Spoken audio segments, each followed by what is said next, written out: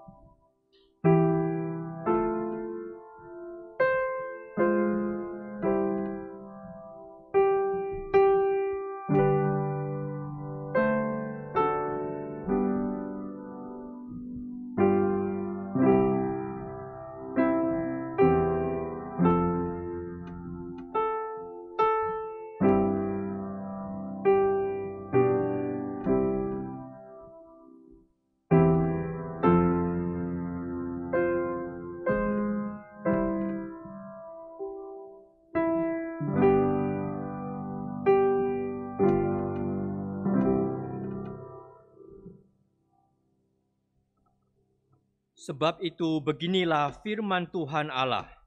Sesungguhnya aku meletakkan sebagai dasar di Sion sebuah batu, batu yang teruji, sebuah batu penjuru yang mahal, suatu dasar yang teguh. Siapa yang percaya tidak akan gelisah. Kebaktian pada pagi hari ini dimulai dan didasari di dalam nama Allah Bapa, Allah Putra, Allah Roh Kudus. Amin. Kita pujikan lagu nomor 1, Berilah Hormat Padahu.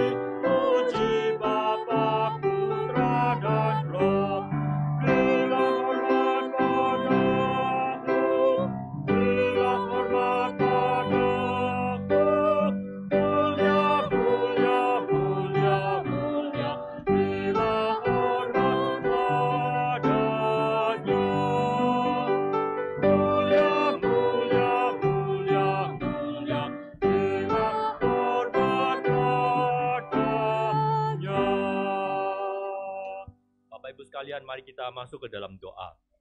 Bapa di surga, kami bersyukur padamu kalau kami boleh datang di hadirat Tuhan yang Maha Suci dan Tuhan yang Maha Kuasa dan Tuhan yang Maha Berdaulat. Ya Tuhan, kami percaya Tuhan yang berdaulat atas alam semesta ini dan Tuhan yang mengizinkan semua kejadian, hal-hal yang baik dan juga hal-hal yang buruk. Tetapi Tuhan tidak pernah menjanjikan semua hal selalu baik, tetapi Tuhan berjanji Tuhan akan menyertai waktu kita masuk ke dalam keadaan-keadaan yang buruk, karena Tuhan tidak pernah meninggalkan kami. Terima kasih Bapa di surga untuk janjimu yang begitu teguh, untuk Tuhan, tangan Tuhan yang begitu berkuasa. Kami bersyukur padamu ya Bapa. Habis ini kita akan masuk ke dalam kebaktian.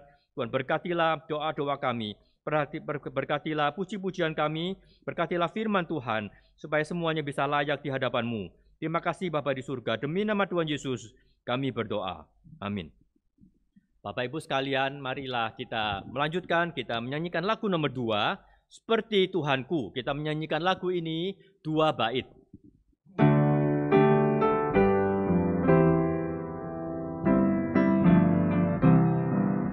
Seperti Tuhanku yang kurindukan, yang lemah lembut dan rendah hati, rajin bekerja, berani dalam benar, lebih bersujud, selalu bergemar, serahkan jiwa hanya kepadamu, serahkan jiwa segenap bagiku, jauhkan dosa, Tuhan tolonglah ku, basuh dan pegang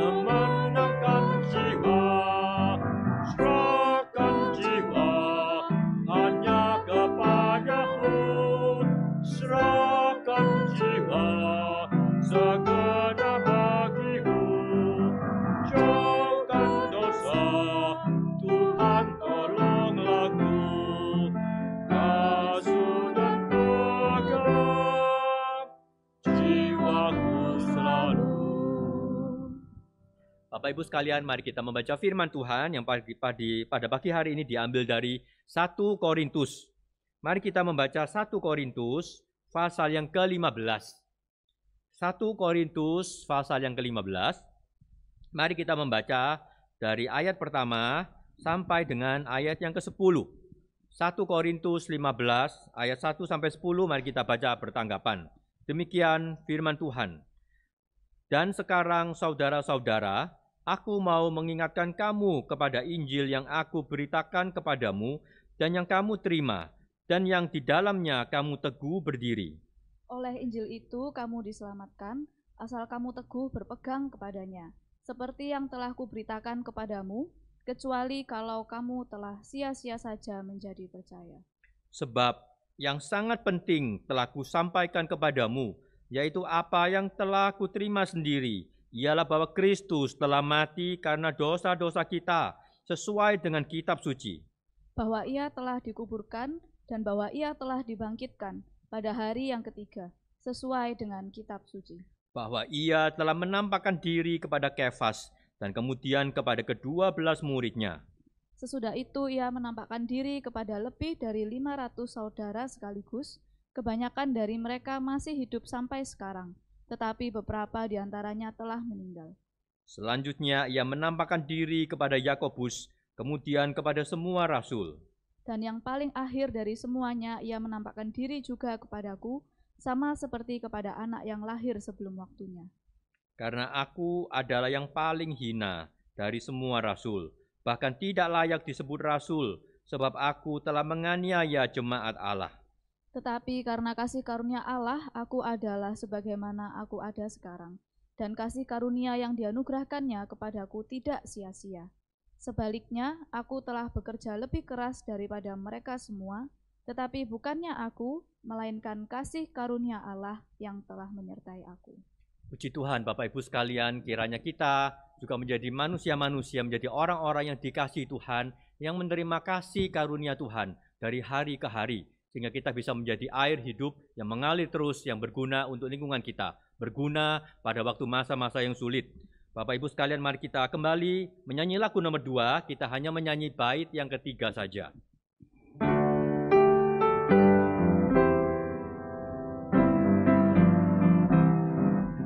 Seperti Tuhanku hidup bagimu, penuh kasih-Ku, nyata mulia-Mu, menyangkal diri seperti Tuhan Yesus, seperti Tuhanku sampai ku berjumpa, serahkan jiwa hanya kepada-Mu, serahkan jiwa segenap bagi-Mu, jauhkan dosa, Tuhan tolonglah ku, basuh dan pegang jiwaku selalu. Bapak Ibu sekalian, ada beberapa warta yang akan saya bacakan, Bapak Ibu. Yang pertama, Bapak Ibu, ada satu berita yang penting, yaitu akan ada speak. Ya, ada speak yang akan diadakan, yaitu hari Sabtu depan. Ya, hari Sabtu depan, yaitu tanggal 29 Agustus, jamnya yaitu jam 8 sampai dengan jam 12. Bapak Ibu sekalian, speak ini adalah gratis. Bapak Ibu bisa melihat dengan gratis, tetapi harus untuk daftar. Bapak Ibu silakan daftar, yaitu adalah di speak.stemi.id.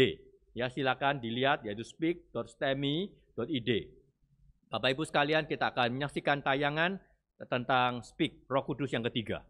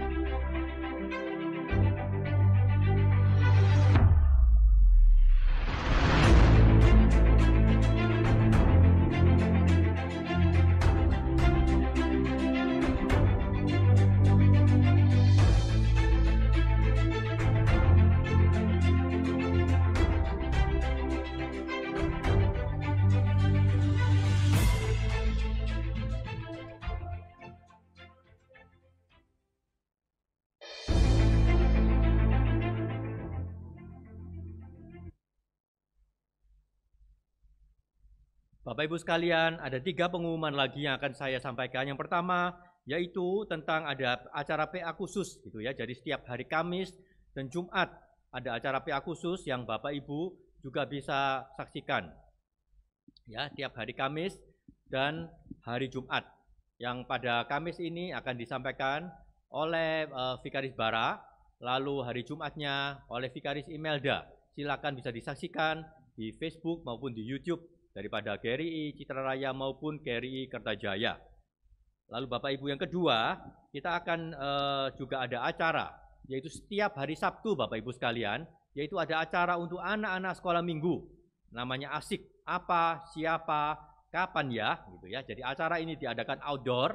Ya Bapak Ibu sekalian, anak-anak sekarang sangat terekspos oleh internet. Ya, kenapa tidak mereka juga lihat firman Tuhan? Maka setiap Sabtu ada acara ini setiap jam 5 sore. Bapak Ibu silakan bisa lihat. Lalu acara ini Bapak Ibu juga bisa dilihat di channel YouTube daripada GRI Citra Raya. Caranya yaitu Bapak Ibu mungkin bisa ditampilkan, yaitu Bapak Ibu ke YouTube dulu. Silakan melihat ke YouTube. Ya, setelah keluar di YouTube hanya ketik GRI Citra Raya. Setelah itu Bapak Ibu akan keluar macam-macam acara dari GRI Citra Raya. Ada acara Asik dan juga acara-acara yang minggu ini. Jadi acara yang setiap minggu ini bisa disaksikan kembali yaitu di YouTube daripada GRI Citra Raya. Ya, caranya adalah saksikan YouTube, kemudian ketik GRI Citra Raya. Bapak Ibu, lalu ada pengumuman yang terakhir, yaitu tentang sekolah Logos Bapak Ibu sekalian.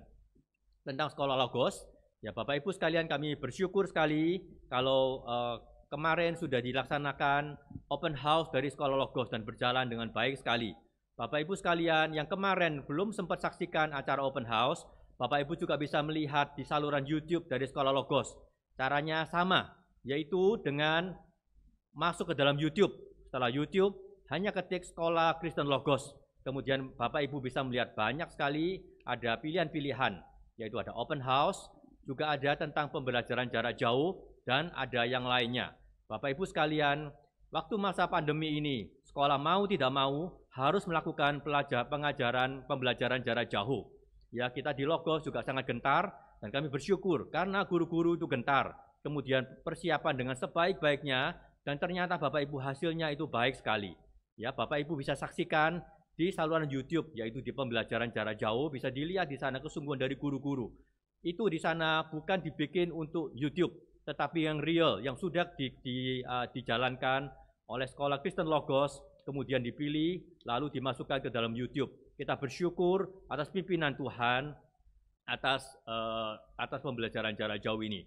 Bapak Ibu sekalian, sekarang sekolah Kristen Logos membuka pendaftaran untuk gelombang yang paling awal itu adalah harga yang paling murah Bapak Ibu sekalian, yaitu ada gelombang internal dan gelombang eksternal yang dimulai sejak kemarin. Bapak Ibu sekalian, kalau mau daftar, Bapak Ibu silakan mendaftarkan melalui WA di sana, juga bisa telepon ke sekolah Kristen Logos karena ada harga khusus dan juga ada fasilitas angsuran. Ya, kita sangat mengerti di masa-masa pandemi ini mungkin ada orang-orang yang kesulitan, maka sekolah juga sediakan untuk fasilitas angsuran. Bapak Ibu sekalian bisa juga menyampaikan ke orang-orang lain, kiranya bisa sebanyak mungkin anak-anak dididik dengan firman Tuhan yang baik, dengan konten yang baik, sehingga bangsa ini juga ada harapan di depan. Anak-anak ini bisa menjadi anak-anak Tuhan yang berguna untuk bangsa dan negara ini. Demikian pengumuman Bapak Ibu sekalian. Kita akan masuk ke dalam doa syafaat. Yang pertama, kita akan berdoa untuk speak Bapak Ibu sekalian. Kita akan doakan speak hari Sabtu depan, kiranya Tuhan memakai semua pembicara, dipakai oleh Tuhan, bicarakan firman Tuhan untuk speak. Yang kedua, kita juga berdoa untuk pertumbuhan iman daripada jemaat di masa-masa sulit ini.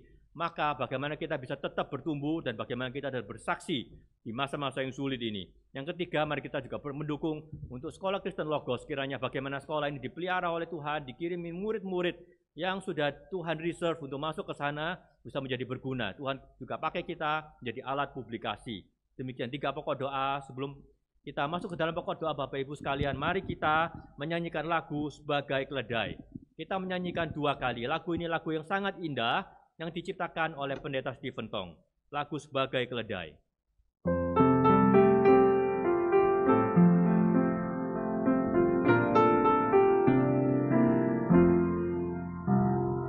Sebagai keledai ku serahkan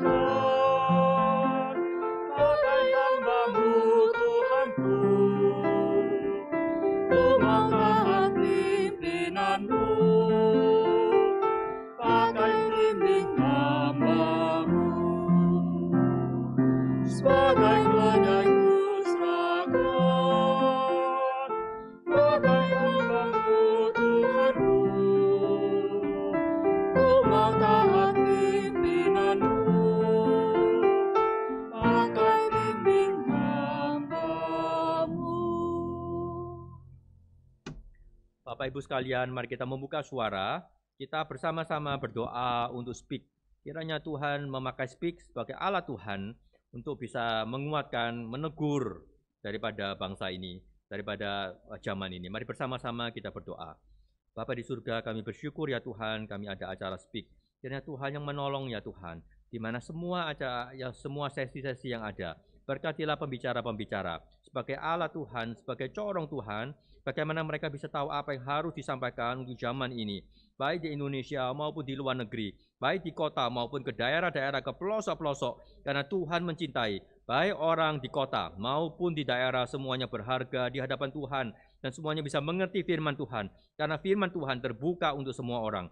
Kami berdoa untuk tema yang penting ini tentang Roh Kudus, kiranya Roh Kudus yang bekerja, yang mencelikan bagaimana kami bisa mengerti firman-Mu ini, dan ada satu kebangunan rohani atas setelah mendengar daripada firman-Mu ini. Terima kasih Bapa di surga. Demi nama Tuhan Yesus kami berdoa.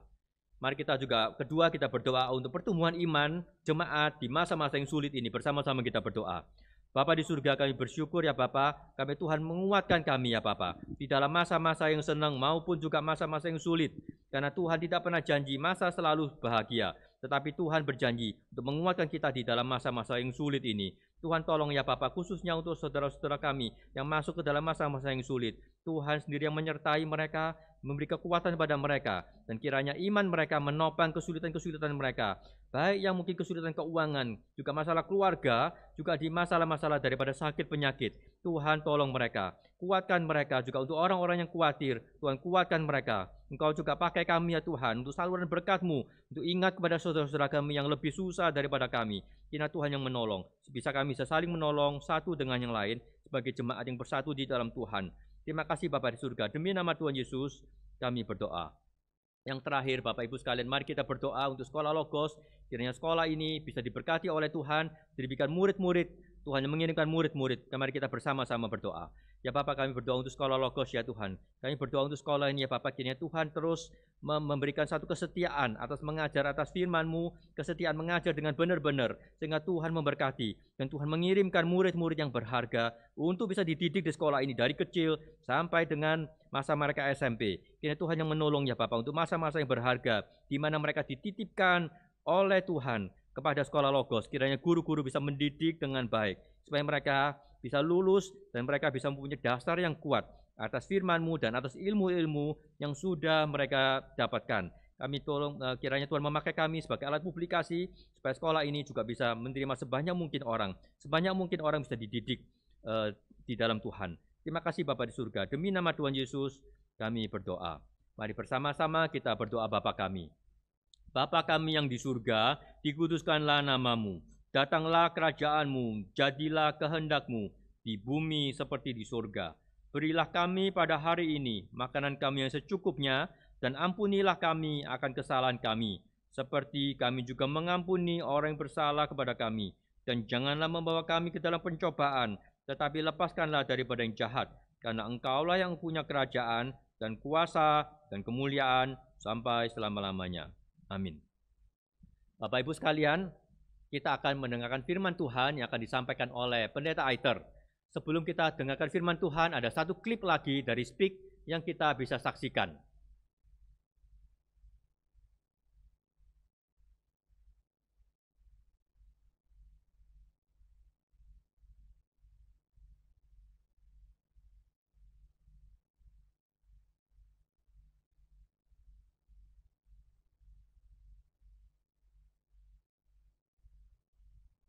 Adik gue masuk rumah sakit nih, jengukin yuk.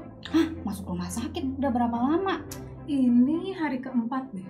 Gila, udah lama banget lu gak pernah doain dia. Hubungannya? Lah, lu katanya udah dibaptis Roh Kudus, punya Roh Kudus, lu doain kan pasti sembuh. Ih, kurang iman deh lu pasti. Tapi gak apa-apa, tenang aja. Nanti gue telepon orang gereja gua, nanti kami jengukin, kami doain, pasti sembuh. Kata siapa bisa gitu?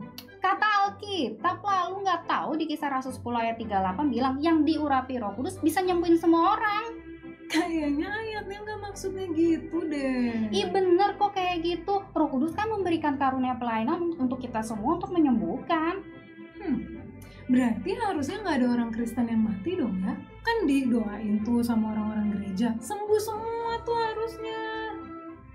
Kenapa muka lu jadi gitu? Bingung? Banyak ya orang Kristen yang mati. Makanya kenal Roh Kudus tuh harus benar, ngerti karunia pelayanan juga harus benar lah. Yang bener kayak gimana dong? Yang pasti Roh Kudus nggak dikurung sama pelayanan gerejawi aja. Kita kan suka ngomong tuh, Allah menopang seluruh dunia ini dan segala yang bernafas. Maksudnya? Udah, tenang. Jidat lu nggak usah berkerut gitu. Supaya lebih jelas, kita tanya Patung aja yuk.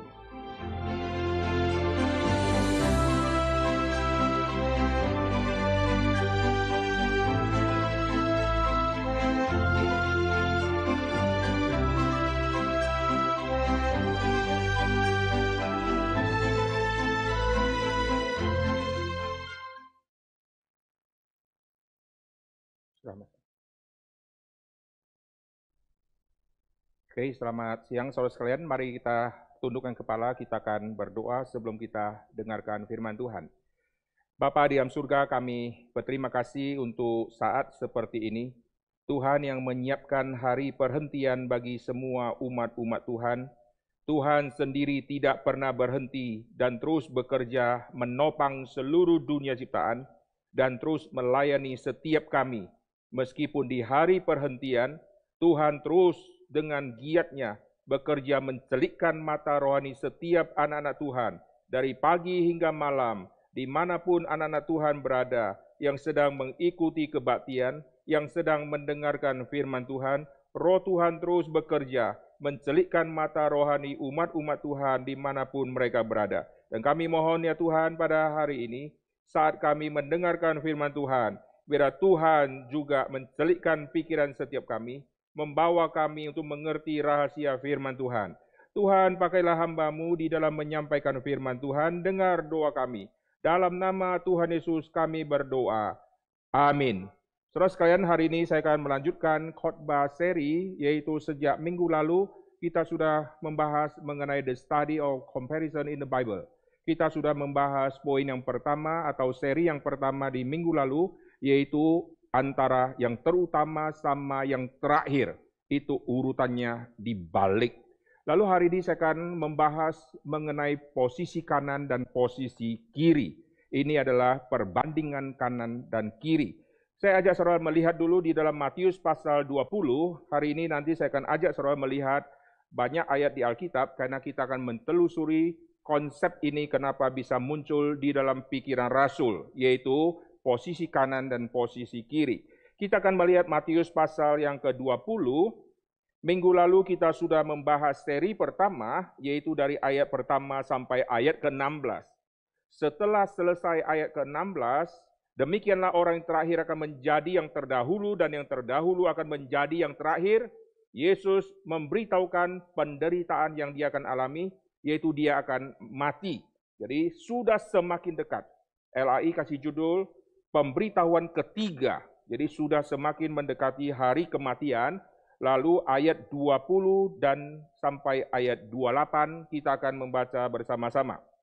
Matius pasal 20 ayat 20 sampai 28. Yang ada di rumah yang bawa Alkitab, yang ada pegang Alkitab, kita akan membaca bersama-sama.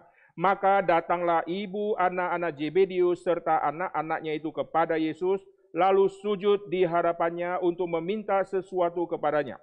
Kata Yesus, "Apa yang kau kehendaki?"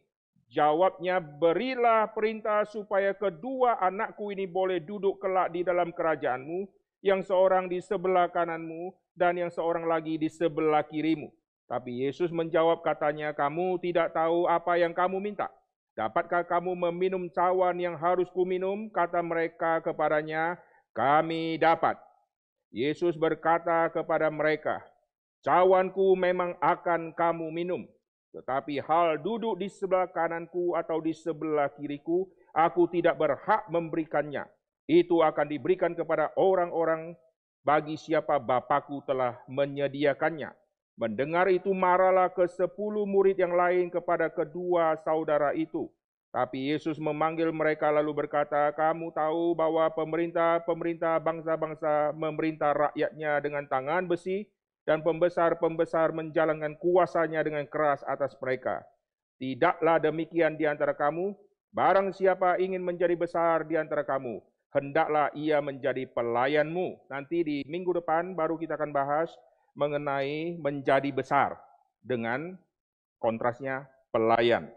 Dan barang siapa ingin menjadi terkemuka di antara kamu, hendaklah ia menjadi hambamu. Sama seperti anak manusia datang bukan untuk dilayani, melainkan untuk melayani dan untuk memberikan nyawanya menjadi tebusan bagi banyak orang. Nah, saudara perhatikan mengenai duduk di sebelah kanan dan sebelah kiri. Ayat ke-23, Yesus berkata kepada mereka, cawanku memang akan kamu minum, tapi hal duduk di sebelah kananku atau di sebelah kiriku, aku tidak berhak memberikannya. Itu akan diberikan kepada orang-orang bagi siapa Bapa-Ku telah menyediakannya. Nah, saudara perhatikan, kenapakah bisa muncul ada perbandingan antara kanan sama perbandingan antara kiri, saudara. Nanti setelah kita bahas latar belakang, kita akan masuk ke ayat yang kita sudah baca ini. Nah, saudara perhatikan, kenapakah bagian ini muncul? Bagian ini muncul ditempatkan oleh Matius di dalam penempatan ayat-ayat yang sangat penting.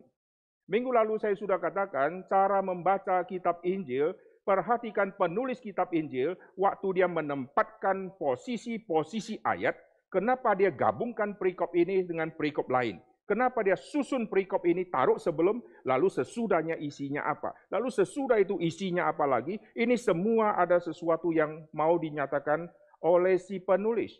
Perhatikan di dalam Injil Matius, ini ada ceritanya.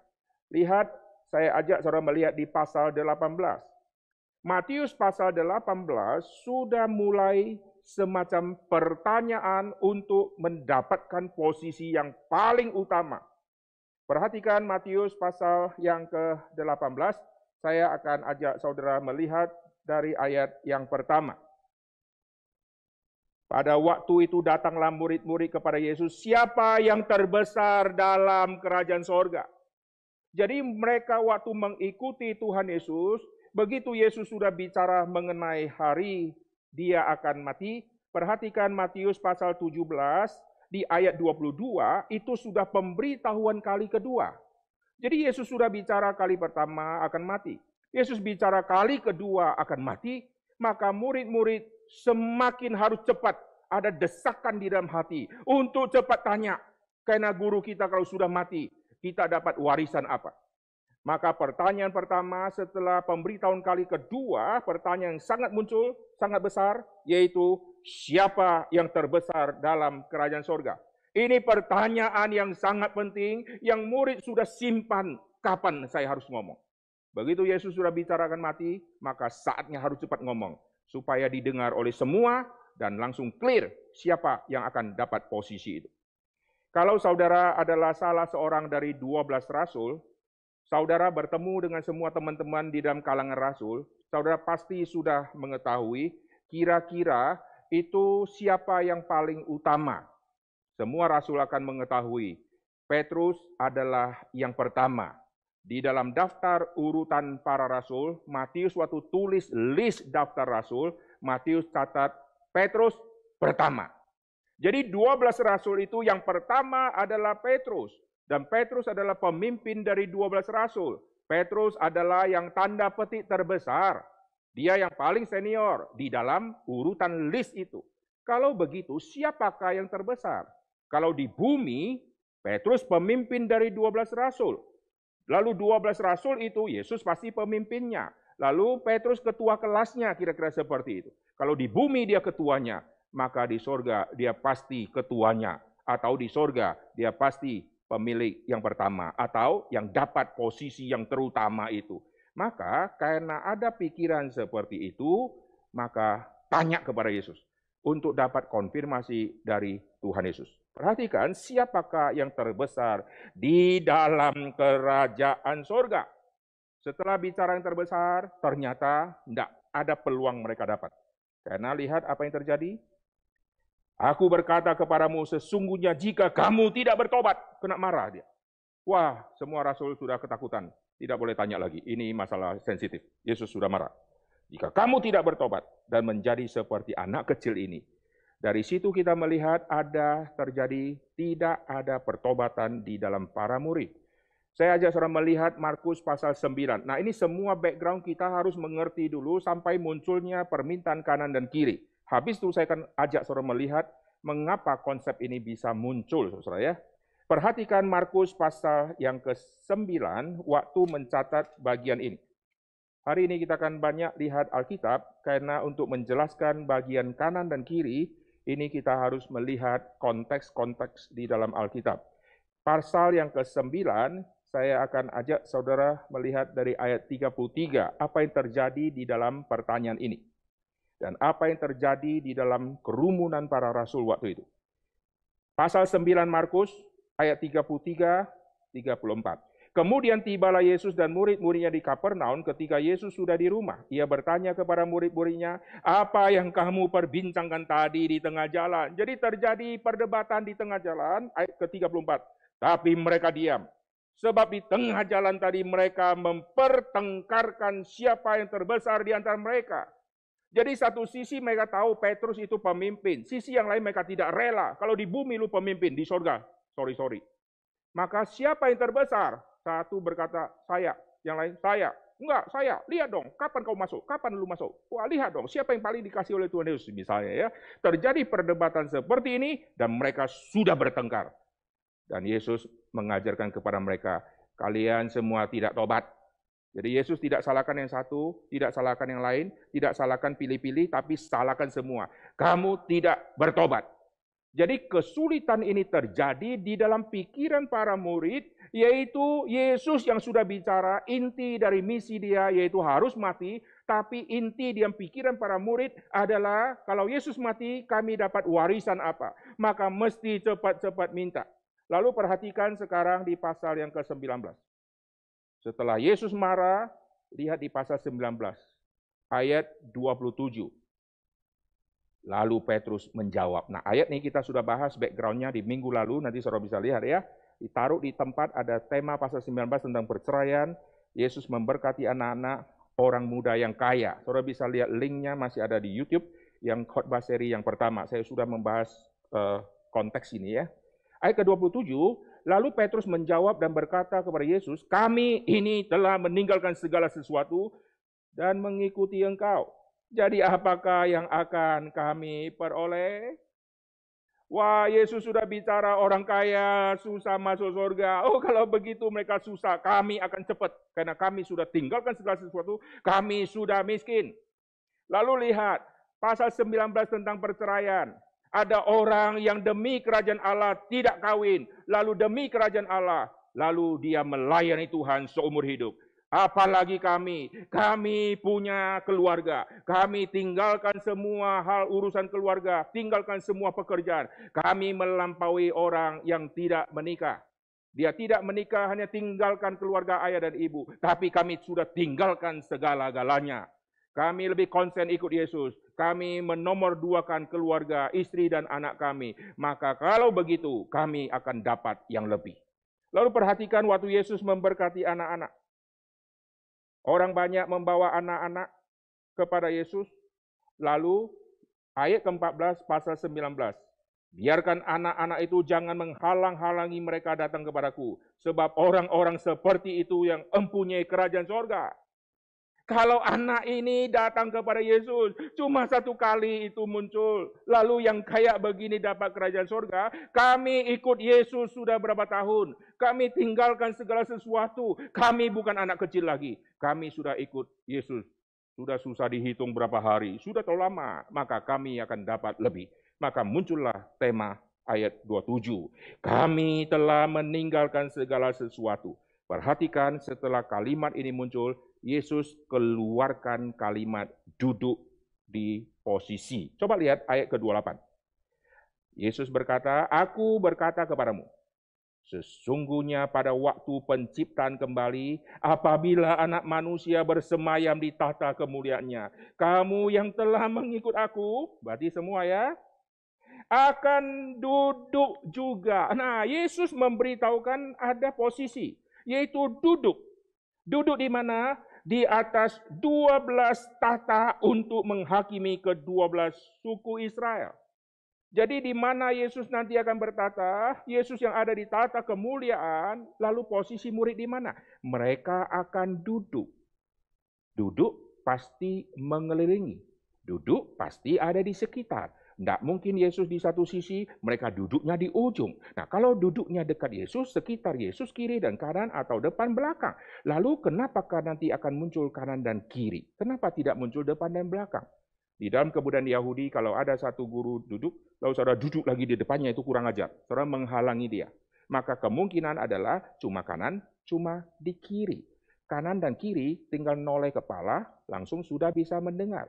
Kalau saudara di belakang, lihat Yesus bicara, lalu lihat kepala yang di belakang. Maka posisi kanan dan posisi kiri ini yang paling enak. Kalau saudara duduk di depan Yesus, ini kurang ajar, saudara. Nah, perhatikan, waktu bicara tentang duduk, berarti ada yang di kanan, ada yang di kiri. Nah, ini menjadi satu pertanyaan yang memancing para murid untuk cari tahu siapa di kanan dan siapa di kiri. Nah, itu Matius pasal 19. Lalu masuk ke pasal 20, coba lihat. Di pasal 20 ayat ke-17, pemberitahuan kali ketiga. Yesus terus bicara sekarang tentang dia akan mati. Sudah kali ketiga nih. Wah, murid sudah tidak tahan nih ya. Kapan kita tanya? Kapan? Oke, sekarang saatnya. Maka muncullah pertanyaan ini. Pertanyaan ini, Matius catat, ada peranan dari ibu anak-anak Zebedius atau ibu dari Yohanes dan Yakobus. Perhatikan tadi ada Petrus. Petrus adalah orang yang jadi pemimpin. Maka kalau ada orang yang sudah jadi pemimpin lalu terjadi pertengkaran, pasti pemimpin ini yang tidak disetujui oleh semua rasul, kalau saya jadi yang terutama, maka pemimpin ini yang akan dapat konfirmasi dari Yesus. Biar Yesus yang ngomong sendiri. Yesus berkata, kau harus bertobat, semua harus bertobat. Lalu celaka. Akhirnya Petrus mulai tidak berani lagi berkata-kata panjang-panjang. Sekarang dua murid yang terbaik yang lain. Tiga murid inti, Petrus, Yakobus, dan Yohanes. Yang Petrus sudah nggak beres, sekarang sisa yang dua bagaimana? Maka dua ini sekarang muncul.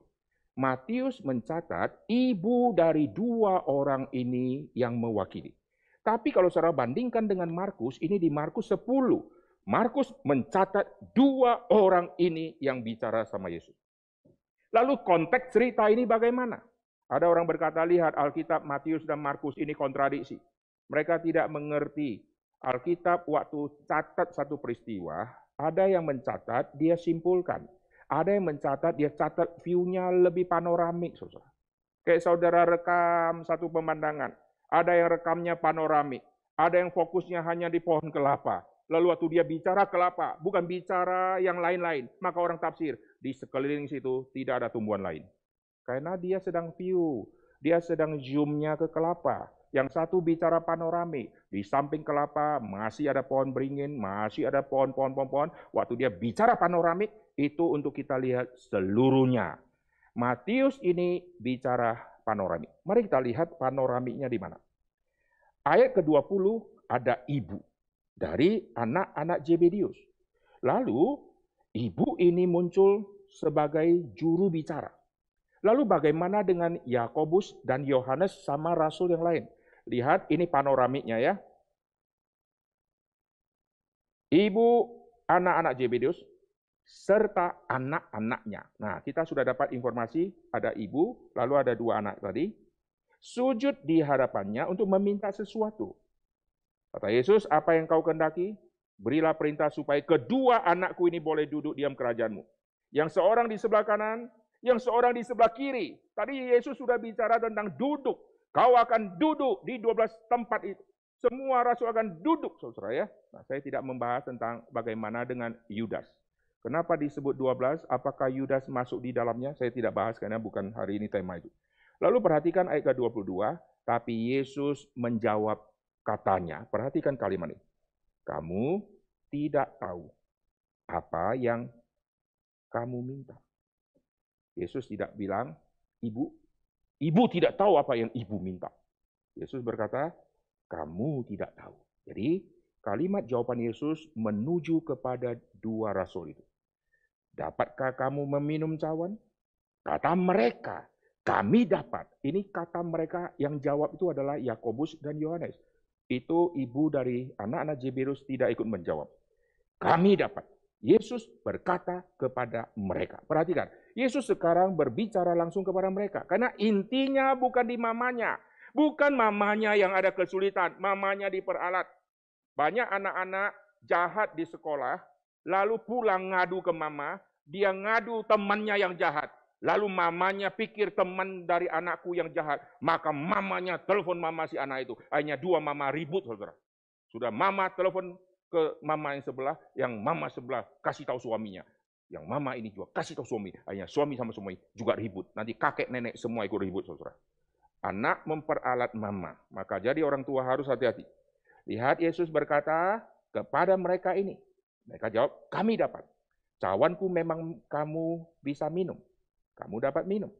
Tapi hal duduk di sebelah kanan dan sebelah kiri. Berarti ini sudah bicara 2 orang. Satu kalau kanan, satu kiri. Lalu ibunya gimana? Ibunya tidak masuk. Di sini kita perhatikan ada 2 anak ini yang ikut memegang satu kendali yang sangat penting tapi memperalat si mama. Lalu perhatikan panoramik ini sedang menceritakan apa? Perhatikan yang berikutnya. Ayat 24, mendengar itu marahlah ke 10 murid yang lain. Berarti panoramiknya ada 10 murid yang ada di situ juga. Ini panoramiknya, saudara. Jadi semua sudah dengar kalimat ini, lalu mereka marah. Baru selesai pertengkaran. Yesus selesaikan pertengkaran tentang urusan yang paling besar. Sekarang muncul lagi kemarahan di dalam diri para murid. Berarti betul-betul tidak tobat-tobat mereka. Mestinya yang 10 sudah dengar, langsung tutup mata berdoa, Tuhan ampunilah mereka berdua. Kami tidak mau minta posisi itu, kami tidak mau iri, itu namanya bertobat. Tapi mereka ikut marah, kenapa? Karena posisi kanan dan kiri, kenapa lu yang duduk? Kami juga berhak duduk. Nah itu intinya, saudara. Jadi semua masih menunggu posisi yang seperti itu. Yesus menegur mereka berdua tadi, kau sanggupkah minum itu? Sanggup? Maka nanti Yesus akan berkata kalimat berikutnya, lalu ayat ke-24, marahlah ke 10 murid.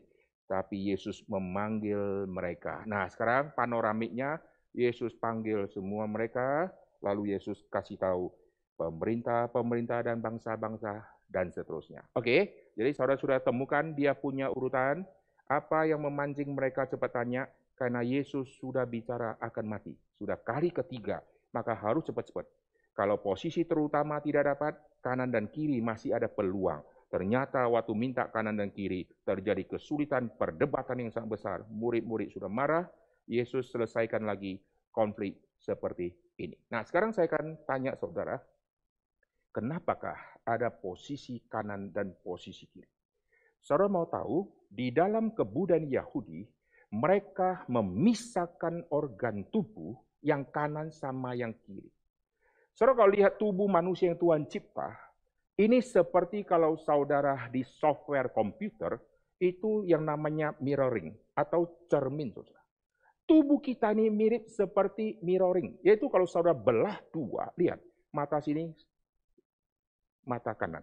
Hidung dibelah 2, lubang sini, lubang sana. Mulut ini, kayak mirroring, saudara. Lihat, kuping. Ini ajaib ciptaan Tuhan ya. Sebelum ada software yang bisa buat mirroring itu, yaitu balik itu ya, berhadapan begitu, tubuh kita sudah sama. Lalu titik pemisahannya dari sini turun, lalu kena hidung, di titik tengah pusar, saudara ya. Itu belah 2, ini jari kiri dan jari kanan. Lalu kanan dan kiri dimengerti sebagai apa? Di dalam Alkitab muncul pemakaian kanan dan pemakaian kiri. Tangan kanan, tangan kiri. Akhirnya dari konsep-konsep pemakaian yang berbeda-beda ini, maka muncullah di dalam pemikiran orang Yahudi, mereka lebih menghormati tangan kanan. Tangan kanan menjadi satu simbol yang sangat penting, tapi nanti diartikan secara hurufiah. Sampai hari ini di dalam kebudayaan Yahudi, mereka kalau pakai baju, tangan kanan masuk dulu ke lengan tangan kanan, baru tangan kiri akan nyusul. Ini pemakaian baju. Pemakaian celana panjang juga sama. Kaki kanan masuk dulu, kaki kiri baru yang kedua. Lalu kalau pakai sepatu, sama. Kaki kanan masuk dulu, baru kaki kiri yang masuk. Lalu kalau lepaskan, bagaimana? Harus lepaskan yang kiri dulu. Saya pakai sepatu, lepaskan yang kiri dulu. Buka baju, lepaskan yang kiri dulu. Kanan terakhir, sebagai penghormatan kepada tangan kanan. Jangan dilepaskan dulu. Kasih dia penghormatan, dia terakhir, maka kiri dilepaskan dulu. Tapi kalau ikat-ikat, sepatu ada tali, kaki kanan sudah masuk ke sepatu, tidak boleh ikat kaki kanan dulu, kaki kiri masuk lagi ke sepatu, nanti waktu ikat tali, ikat kaki kiri punya sepatu dulu. Kenapa? Karena ini berhubungan dengan tefilim, waktu ikat itu ikat ke kiri. Maka semua yang bicara ikat-ikat, maka kiri yang harus diikat dulu, kanan tidak. Nah, ini kebudayaan Yahudi yang sudah dijalankan sampai hari ini, dan orang-orang Yahudi sangat mengerti yang namanya tangan kanan. Mereka kalau membasuh, saya sudah khotbahkan ini di tema manis tanah. Saya sudah edit sangat lama, belum selesai-selesai, saudara ya, karena banyak editan yang lain yang saya harus kerjakan dulu. Manis tanah itu nanti waktu bicara pembasuhan, mereka orang Yahudi kalau bangun pagi, mereka tangannya tidak boleh pegang apapun dulu. Karena tubuh sedang najis. Jangan masuk hari yang baru dengan tubuh yang najis ini. Lalu kalau tangan najis ini, sentuh apapun ini tidak boleh. Maka tangan harus dibersihkan dulu. Sebagai perwakilan dari anggota tubuh, tangan harus dibersihkan. Caranya gimana? Nanti mereka akan ambil semacam gelas besar. Gelasnya mereka itu, atau istilahnya apa itu ya, semacam cangkir itu ada 2 handle. Kita punya cangkir 1 handle, mereka ada 2. 2 handle itu, 1 untuk tangan kiri dan 1 untuk tangan kanan. Nanti cara pembasuhannya adalah begini. Waktu ambil, tangan kanan mesti ambil dulu. Sudah ambil cawan itu atau cangkir itu, lalu isi air. Setelah isi air keran, nanti diserahkan ke tangan kiri. Kenapa diserahkan ke tangan kiri? Karena nanti tangan kanan yang akan dibasuh duluan. Lalu air akan disiram, pembasuhannya akan kena seluruh tangan dan jari, maka dituangkan ke punggung tangan sini, lalu air akan jatuh ke bawah, dengan tangan kiri dia tuang, kanan yang harus disiram dulu. Nanti cawan itu ditukar, atau cangkir tadi ditukar ke tangan kanan baru akan siram lagi, dan seterusnya tangan kiri akan siram ulang. Intinya kanan yang harus dibersihkan dulu, dan kanan yang harus pegang duluan yang akan isi. Nah, ini kebudayaan kok bisa menjadi begini, saudara ya, kanan dan kiri. Kita di Indonesia juga hampir mirip. Saya sering mendengar orang berkata begini ya, maaf tangan kiri, misalnya ya, dia kasih, maaf tangan kiri. Kenapa tangan kanan dia kasih ke orang, nggak pernah bilang, maaf tangan kanan. Nggak pernah ada keluar kalimat itu. Kanan kasih, biasa saja. Kanan kasih, biasa saja. Begitu suatu saat kasih kiri, maaf ya, karena dia lagi makan tangan kanan, maaf tangan kiri. Orang Indonesia juga punya konsep, tangan kiri ini kurang mulia. Padahal Tuhan menciptakan manusia, kanan dan kiri ini sama baiknya. Tuhan ciptakan seluruhnya, ini semua sama. Tidak ada pembagian kanan kiri, kanan kiri, kanan kiri. Pembagian kanan kiri mana lebih mulia, itu setelah manusia jatuh ke dalam dosa. Baru ada pemisahan itu. Nah, setelah manusia jatuh ke dosa, kebudayaan itu akan memisahkan semua yang adalah kanan dan kiri. Ada kebudayaan tertentu yang lebih menghormati kanan, maka kanan. Ada yang lebih menghormati kiri, maka kiri. Itu mempengaruhi kebudayaan mana yang saudara ikuti. Saudara. Lalu Alkitab ada di zaman waktu itu, orang-orang menekankan kanan. Maka di dalam Alkitab kita melihat pemakaian nanti kanan, ini pemakaian yang sangat signifikan dan diterima oleh orang Israel, karena ini sudah lumrah di bangsa-bangsa sekitar juga seperti itu. Maka waktu bicara tangan kanan, mereka nangkapnya begitu dalam. Pada kanan ini nanti sebetulnya bicara tentang simbolis. Nah, sekarang saya akan ajak saudara melihat di dalam perjanjian lama yang akan menyebabkan orang Yahudi akhirnya mensakralkan yang kanan. Yang kanan dianggap lebih, saudara. Mari kita lihat di dalam Alkitab kita, saya ajak saudara untuk melihat, khususnya nanti akan mempengaruhi ke semua. Ini dalam hal rohani dulu. Perhatikan, kita lihat di dalam kitab Keluaran. Ini dalam hal rohani ya. Keluaran pasal yang ke-29. Oke, kita akan perhatikan Keluaran pasal ke-29. Saya akan baca di ayat ke-20. Keluaran 29 ayat ke-20. Haruslah kau sembelih domba jantan itu, kau ambil sedikit dari darahnya, kau bubuh pada cuping telinga kanan Harun. Cuping itu yang mana? Yang ini ya. Ini yang orang suka pakai anting-anting kadang dibolongi gede-gede ini ya. Jadi taruhnya kok tidak yang di kiri, saudara ya. Tuhan tetapkan kanan. Kau bubuh pada cuping telinga kanan Harun, pada cuping telinga kanan anak-anaknya, pada ibu jari kaki kanan, dan pada ibu jari kaki kanan mereka. Jadi sisi kanan, kalau dibelah ini semua kanan yang dapat penghormatan, yang dikasih duluan ya. Nah ini nanti bicara tentang tema apa? Seluruh tema kanan dan kiri di dalam Alkitab ada signifikasi yang sangat penting yang dimengerti oleh orang zaman waktu itu. Tapi bukan berarti Tuhan menciptakan dengan belah ini lebih bagus, ini kurang bagus. Tidak. Tuhan ciptakan tubuh manusia sungguh amat sangat baik. Tapi di dalam fakta dunia berdosa, orang memilahkan. Maka waktu firman Tuhan turun kepada manusia, firman Tuhan memakai konteks-konteks yang dimengerti orang-orang pada waktu itu. Sekarang saya ajak saudara untuk melihat hal ini terjadi di dunia militer. Lihat di dalam kitab Yehezkiel. Kita akan melihat Yehezkiel pasal ke-39. Yehezkiel pasal ke-39, kita akan lihat di ayat yang ketiga. Saya ambil ayat-ayat kunci, nanti di MPL saudara akan melihat banyak ayat yang lain. Pasal 39 kitab Yehezkiel, ayat yang ketiga. Aku akan memukul tangan kirimu, sehingga busurmu jatuh, dan membuat panahmu berjatuhan dari tangan kananmu. Nah perhatikan, ini di dalam dunia perang, di dalam dunia militer. Di dalam zaman PL, kita sudah melihat panah adalah salah satu alat yang dipakai di dalam peperangan. Panah harus ditemani dengan busur. Di sini dikatakan posisi busur ada di tangan kiri, posisi panah ada di tangan kanan. Kenapa kanan itu panahnya, kiri itu busurnya?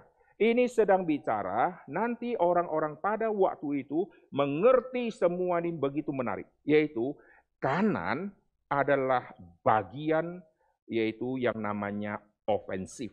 Bagian menyerang. Kanan ini bagian yang pegang senjata. Kalau saudara nanti baca di Perjanjian Lama, persenjatai dirimu, nanti tangan kanan pegang senjata. Tidak sebut tangan kiri, tangan kanan. Tangan kanan pegang senjata. Ini nanti mewakili yang namanya serang, yang mewakili perang, saudara ya. Serang dia. Lalu tangan kiri pegang busur. Busur nanti melambangkan pertahanan.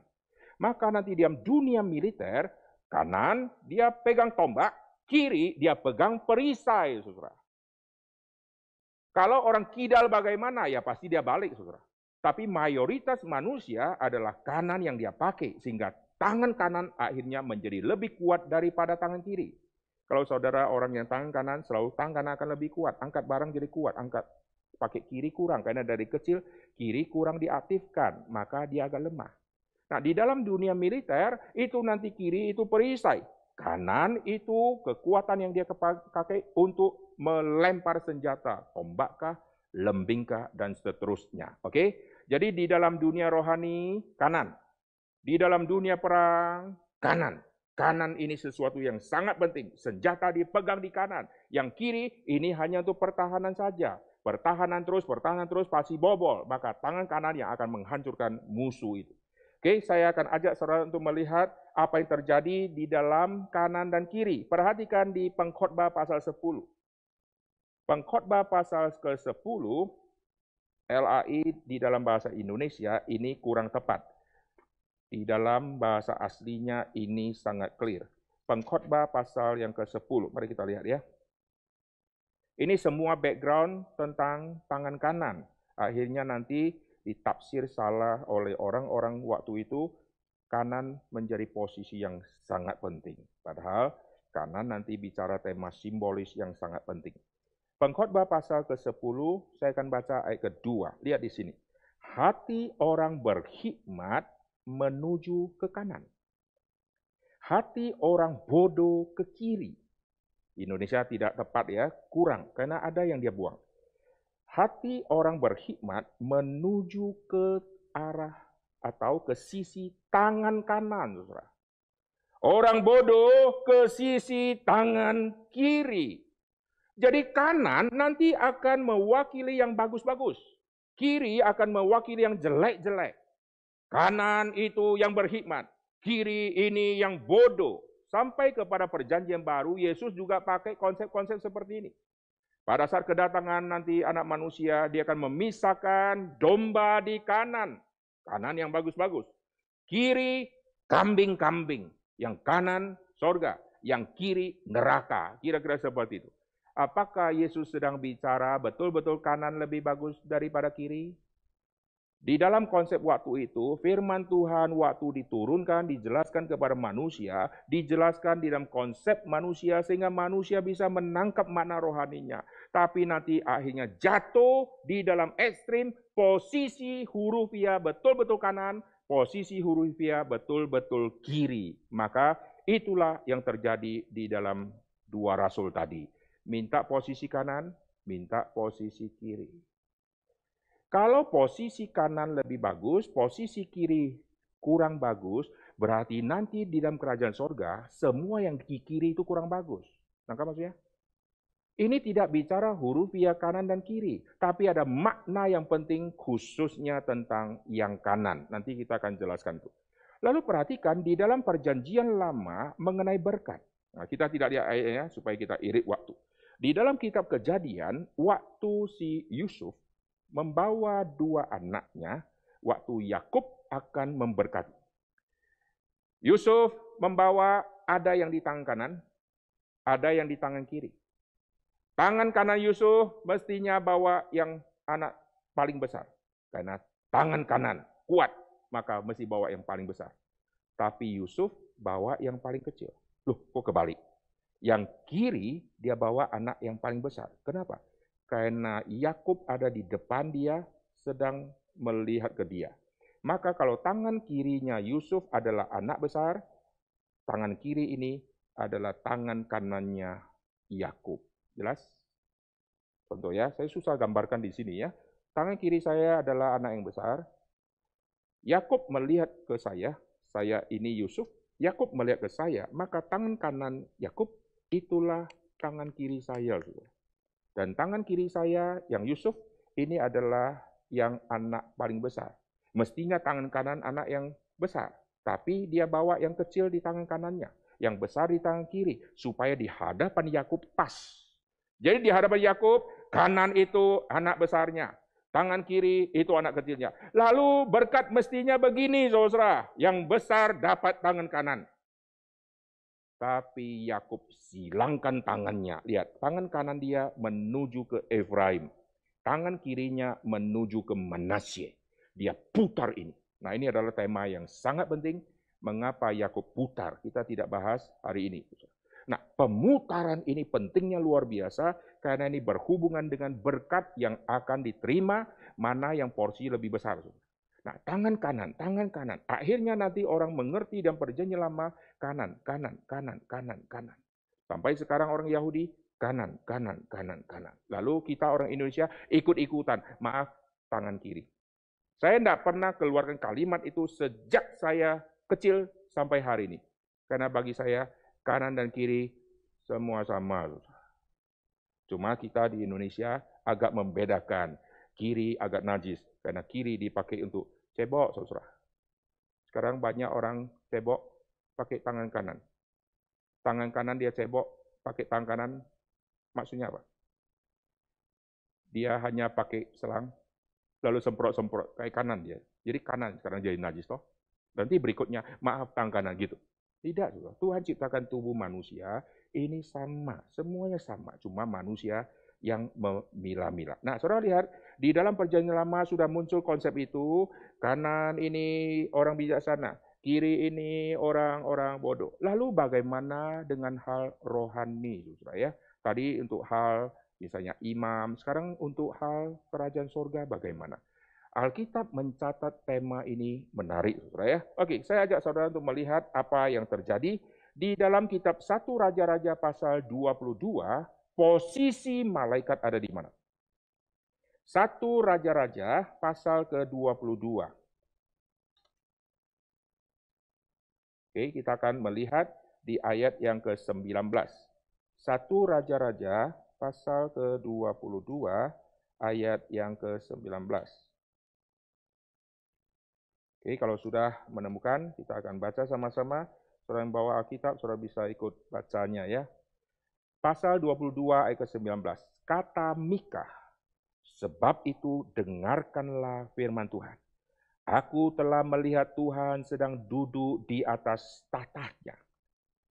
Segenap tentara surga berdiri, saudara. Jadi kalau Tuhan yang duduk, lu berdiri. Kok enak? Tuhan duduk, lu ikut duduk. Gitu ya. Nah, lihat yang malaikat. Malaikat itu berdiri. Aku telah melihat Tuhan sedang duduk di atas tahtanya, dan segenap tentara surga, ini malaikat-malaikat, berdiri di dekatnya, di sebelah kanan dan di sebelah kiri. Di dalam bagian ini tidak pernah dijelaskan yang kanan lebih hebat, prestasinya hebat, yang kiri prestasinya kurang hebat. Tidak ada itu, saudara. Tidak ada pembagian prestasi-prestasi begitu. Nah, waktu ditempatkan di kanan, kanan nanti bicara tentang penghormatan. Kanan bicara sesuatu tema yang sangat penting. Nanti waktu Yesus sudah mati, Yesus yang bangkit, Yesus yang naik ke surga, Yesus akan duduk di sebelah kanan Allah. Kanan Allah ini bukan bicara Allah punya tangan seperti manusia. Waktu bicara kanan Allah, ini harus kita mengerti. Kanan diterima sebagai tema orang yang sudah menang.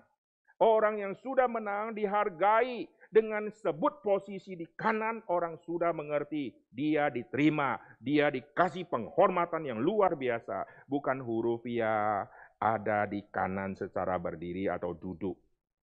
Saya pernah khotbah di satu gereja, hamba Tuhan biasanya suka disuruh duduk di belakang mimbar. Lalu waktu saya khotbah, saya disuruh duduk di belakang. Lalu heran, di belakang mimbar ada 3 kursi kosong. Saya tunggu-tunggu ini siapa yang duduk. Satu yang tengah dikasih ini, sandarannya agak tinggi. Kiri kanan agak pendek. Lalu kita semua duduknya di sisi yang lain. Di kanan, di kiri dari 3 itu. Lalu saya penasaran, 3 ini siapa yang duduk? Oh, mungkin uskupnya atau apa. Tunggu sampai selesai, nggak ada yang duduk. Lalu saya tanya, ini kenapa ada 3? Ini untuk Allah Tritunggal. Jadi kebaktian pendeta khotbah pantakin 3 kursi itu, saudara. Kurang ajar itu ya, nggak sopan kan? Ditaruh di belakang. Ini untuk Allah Tritunggal. Maksudnya apa? Yang tengah itu Bapa. Yang kanan dari kursi tadi itu Yesus. Yang kiri itu Roh Kudus. Kalau kanan lebih mulia, kiri kurang, berarti Roh Kudus kurang mulia selama-lamanya. Karena kalau Yesus sudah di kanan, berarti Roh Kudus di kiri. Salah lagi dia menafsir. Roh Kudus sama Kristus, sama Bapa itu setara. Tidak ada perbedaan, ini lebih top, ini lebih kurang top. Yesus lebih top, maka ditaruh di kanan. Roh Kudus kurang top, ditaruh di kiri. Selama-lamanya kurang top, maka di kiri terus. Nah, gereja kalau salah tafsir tentang duduk ini, posisi ini, akhirnya muncul 3 kursi. Satu tengah yang paling besar, Bapa. Kanan dikasih yang Yesus. Lalu kiri dikasih yang Roh Kudus. Kalau kanan lebih mulia, yang kanan itu sandarnya harus lebih tinggi sedikit. Lebih rendah dari yang Bapa, lebih tinggi dari yang Roh Kudus. Mestinya begitu kan? Tapi dia buat duduknya sama. Tapi posisi kanan dan kiri itu yang membedakan. Nah, inilah yang diterima oleh gereja-gereja tertentu. Lalu perhatikan waktu di dalam kitab Mazmur. Daud mengerti mengenai posisi. Kalau orang yang melayani, tangan kanan posisi penting. Lalu kalau saya di hadapan Tuhan, saya pengen di kanannya Tuhan. Ini posisi. Itulah yang terjadi Yakobus sama Yohanes. Pengen di kanannya. Kalau kanan cuma satu orang, sisanya kiri. Enggak apa-apa, yang penting paling dekat sama Yesus. Minta posisi kanan dan minta posisi kiri. Di dalam konsepnya Daud, Allah ada di mananya kita. Saya kasih contoh begini ya. Kalau saya ada di sebelah kanannya Yesus, berarti Yesus di sebelah kiri saya. Oke? Kalau saya ada di sebelah kanannya Allah, Allah di sebelah kiri saya. Kalau Allah di sebelah kiri saya, Allah menempati posisi tanganku yang lemah. Nah, ini konflik di dalam kanan dan kiri tadi. Kanan ini lambang kekuatan, kiri ini lambang kelemahan. Lalu kalau saya di sebelah kanan Allah, Allah di sebelah kiri saya. Oh, Allah di tangan lemah saya. Lalu muncul kalimat, wah, yang rohanikan. Oh, karena Allah membentengi saya yang lemah, membuat yang lemah menjadi kuat. Wah, itu tafsiran bisa jadi kacau. Nah, lihat ya, kalau saya ada di sebelah kanan Yesus, Yesus ada di sebelah kiri saya. Ini bertentangan dengan Mazmur Daud. Daud mengerti posisi Tuhan sama posisi dia. Daud mengerti posisi orang miskin sama posisi Tuhan. Tuhan ada di sisi mana Daud? Tuhan ada di sisi mana orang miskin? Jawabannya, Tuhan ada di sisi kananku. Tuhan ada di sisi kanannya orang-orang miskin. Kalau Tuhan ada di sisi kanan, berarti selamanya kita ada di sisi kiri. Kalau pakai istilah kanan dan kiri. Sekarang kita lihat di dalam kitab Mazmur. Perhatikan di dalam kitab Mazmur, ayat ini langsung menghancurkan semua konsep kanan lebih mulia di dalam kerajaan sorga, kiri kurang mulia. Tapi tema Yesus duduk di sebelah kanan Allah, ini itu menyatakan kemenangan, bukan menyatakan secara posisi huruf ya duduk itu, saudara ya. Lihat, kita akan membaca bagian ini, nanti saya akan bahas sampai kita masuk ke Injil Matius tadi. Konsep itu muncul di dalam pikiran para murid-murid. Oke, sekarang saya akan ajak saudara untuk melihat tema Mazmur. Kita lihat di pasal 16 dulu. Mazmur pasal yang ke-16, perhatikan di ayat yang ke-8. Mazmur Daud, aku senantiasa memandang kepada Tuhan, karena Ia berdiri di sebelah kananku.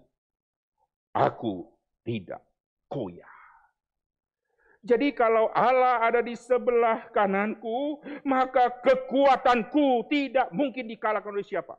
Karena kanan melambangkan perang, saudara. Kanan melambangkan senjata. Kalau senjataku dari pedang, maka aku kalah. Senjataku dari itu barang buatan manusia, besikah saya kalah. Dari panakah saya kalah. Tapi kananku bersandar pada Tuhan. Tuhan ada di kananku. Siapa yang dapat melawan aku? Berarti posisi ada di kiri Tuhan, ini posisi yang pentingnya luar biasa juga.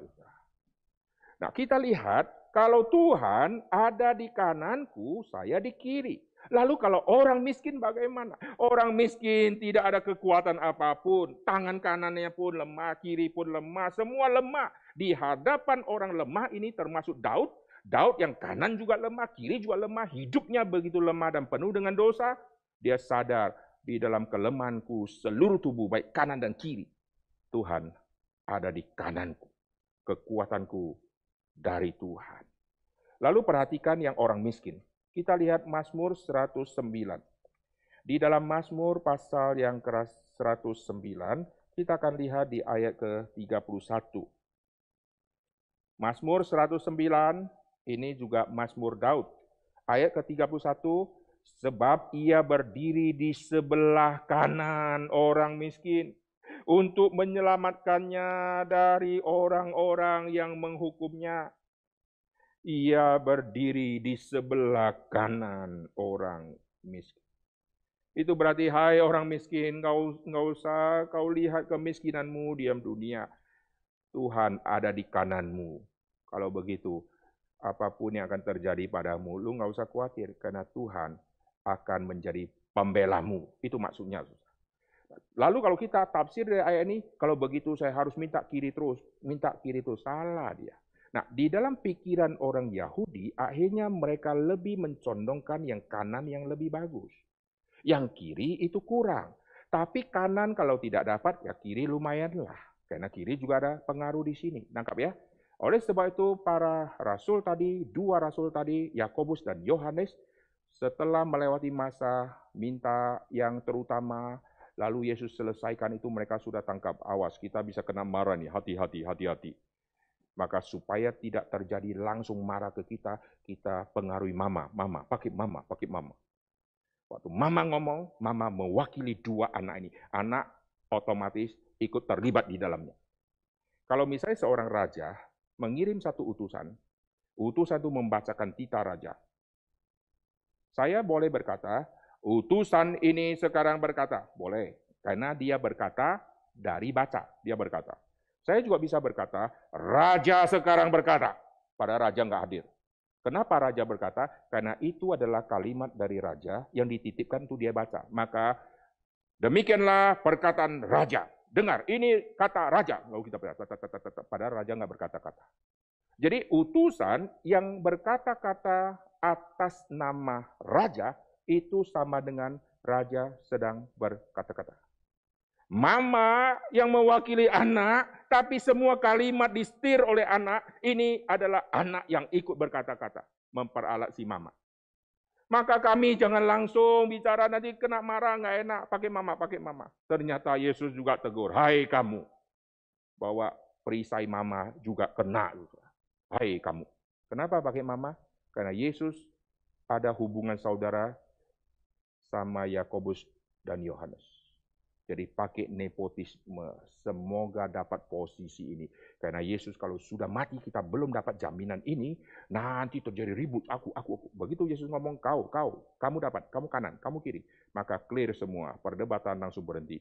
Tapi akan terjadi salah mengerti selama-lamanya tema di sana. Yesus di dalam pelayanan tidak pernah mengejar posisi duduk di sebelah kanan Allah Bapa. Dengar baik-baik. Di dalam pelayanan Tuhan Yesus tidak pernah ada motivasi untuk cari posisi duduk di sebelah kanan Allah Bapa. Yesus melayani, menggenapkan apa yang Bapa perintahkan, maka dia kerjakan semua itu. Setelah selesai, dia ditempatkan. Maka urusan tempat duduk itu, tanda petik, urusan kanan itu urusan Bapa, bukan urusanmu. Itulah yang Yesus maksud dalam Injil Matius. Aku tidak berhak memberikan, karena ini bukan motivasi kita melayani. Ini bukan motivasi kita menjadi orang Kristen untuk cari posisi. Tapi kalau kau sudah selesai semua, urusannya nanti kau akan ketemu di situ. Itu Bapakku yang akan memberikan. Dari situ kita menemukan di dalam pelayanan Tuhan Yesus, Yesus tidak pernah mengejar posisi duduk. Yang Yesus kerjakan adalah melakukan semua yang Bapa perintahkan untuk aku kerjakan. Nanti urusan sana, kalau saya dikasih duduk di situ, itu urusan nanti. Itu Bapakku yang menyediakan. Dan Yesus kasih tahu kepada mereka, untuk kembalilah kepada konsep dunia, untuk kamu melayani di dunia. Jangan kau pikir terlalu rohani sampai ke sana. Di dalam dunia, apa yang ada di tanganmu kau harus kerjakan. Jangan terus pikir ke sana. Lu belum pernah melayani. Baru satu kali kuutus berdua-dua, sudah minta posisi. Ini kau masih ikut aku. Yesus yang melayani, lu hanya buntuti dan ikut-ikut. Yang murni kau melayani, itu pada saat kau diutus berdua-dua. Lalu prestasimu apa? Belum ada prestasi, sudah minta posisi dalam dunia kekekalan. Itu urusan nanti Bapa yang akan memberikan. Bukan berarti nanti di sana juga dipilah-pilah, ada duduk di kanan, ada duduk di kiri, tidak.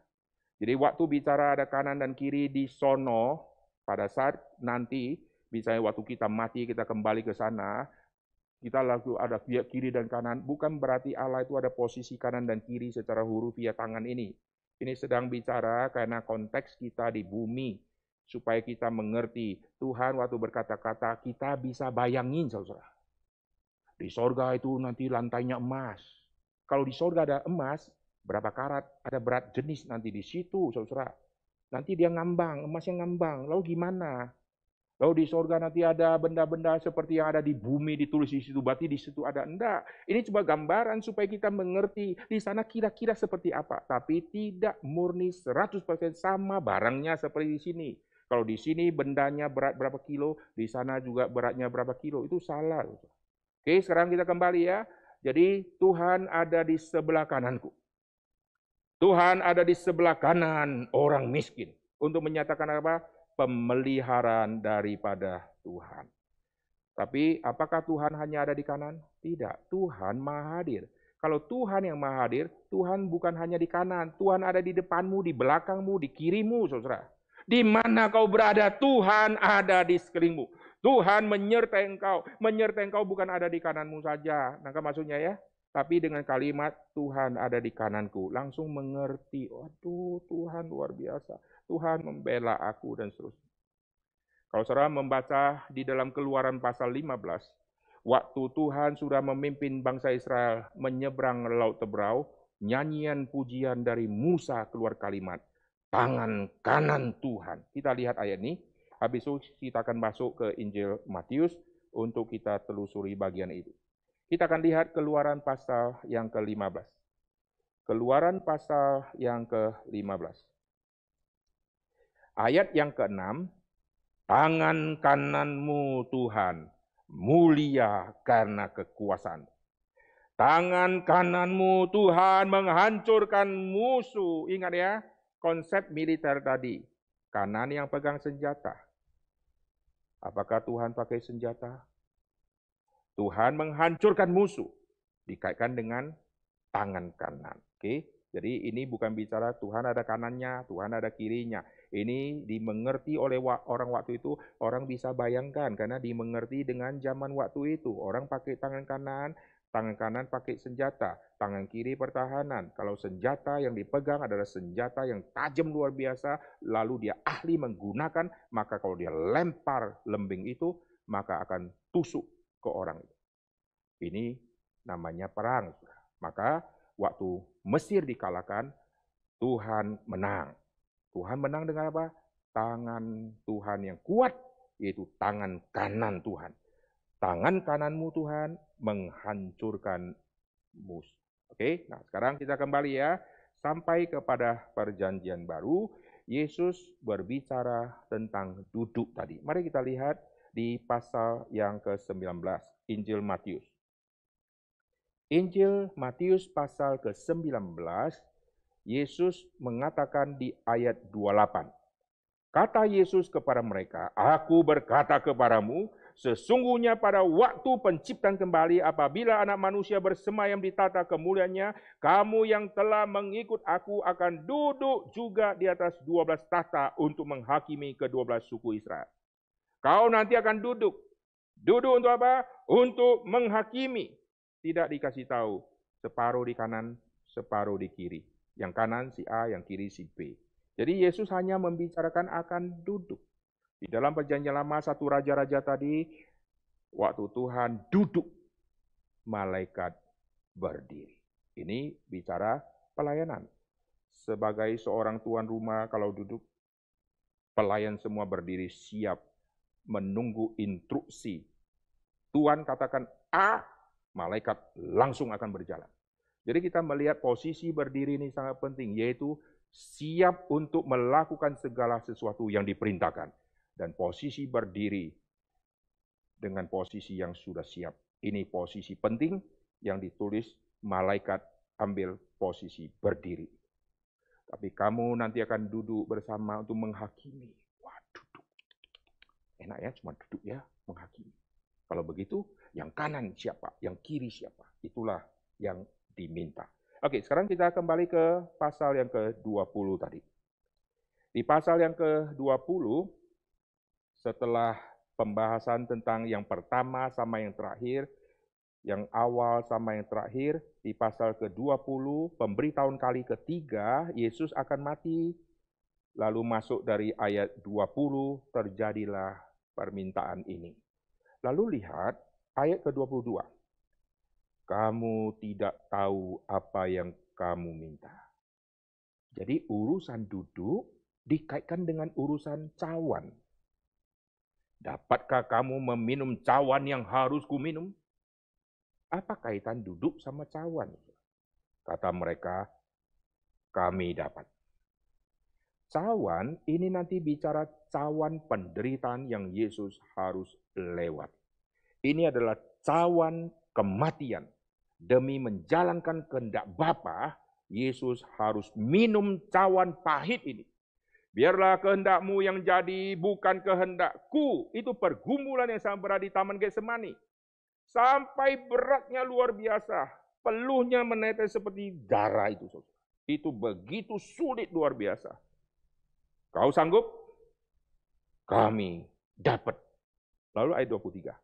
Yesus berkata kepada mereka, cawanku memang kamu akan minum. Yesus tidak berkata, aduh, salah prediksi. Saya tanya kamu dapat, ternyata dapat ya. Aduh, salah prediksi. Yesus mengetahui semua rasul akan matinya bagaimana. Yesus juga menubuatkan mengenai kematian daripada Petrus.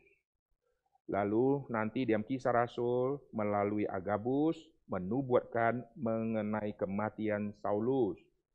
Dan waktu panggil Saulus untuk menjadi rasul, sudah dikatakan penjara akan mengikuti si Paulus.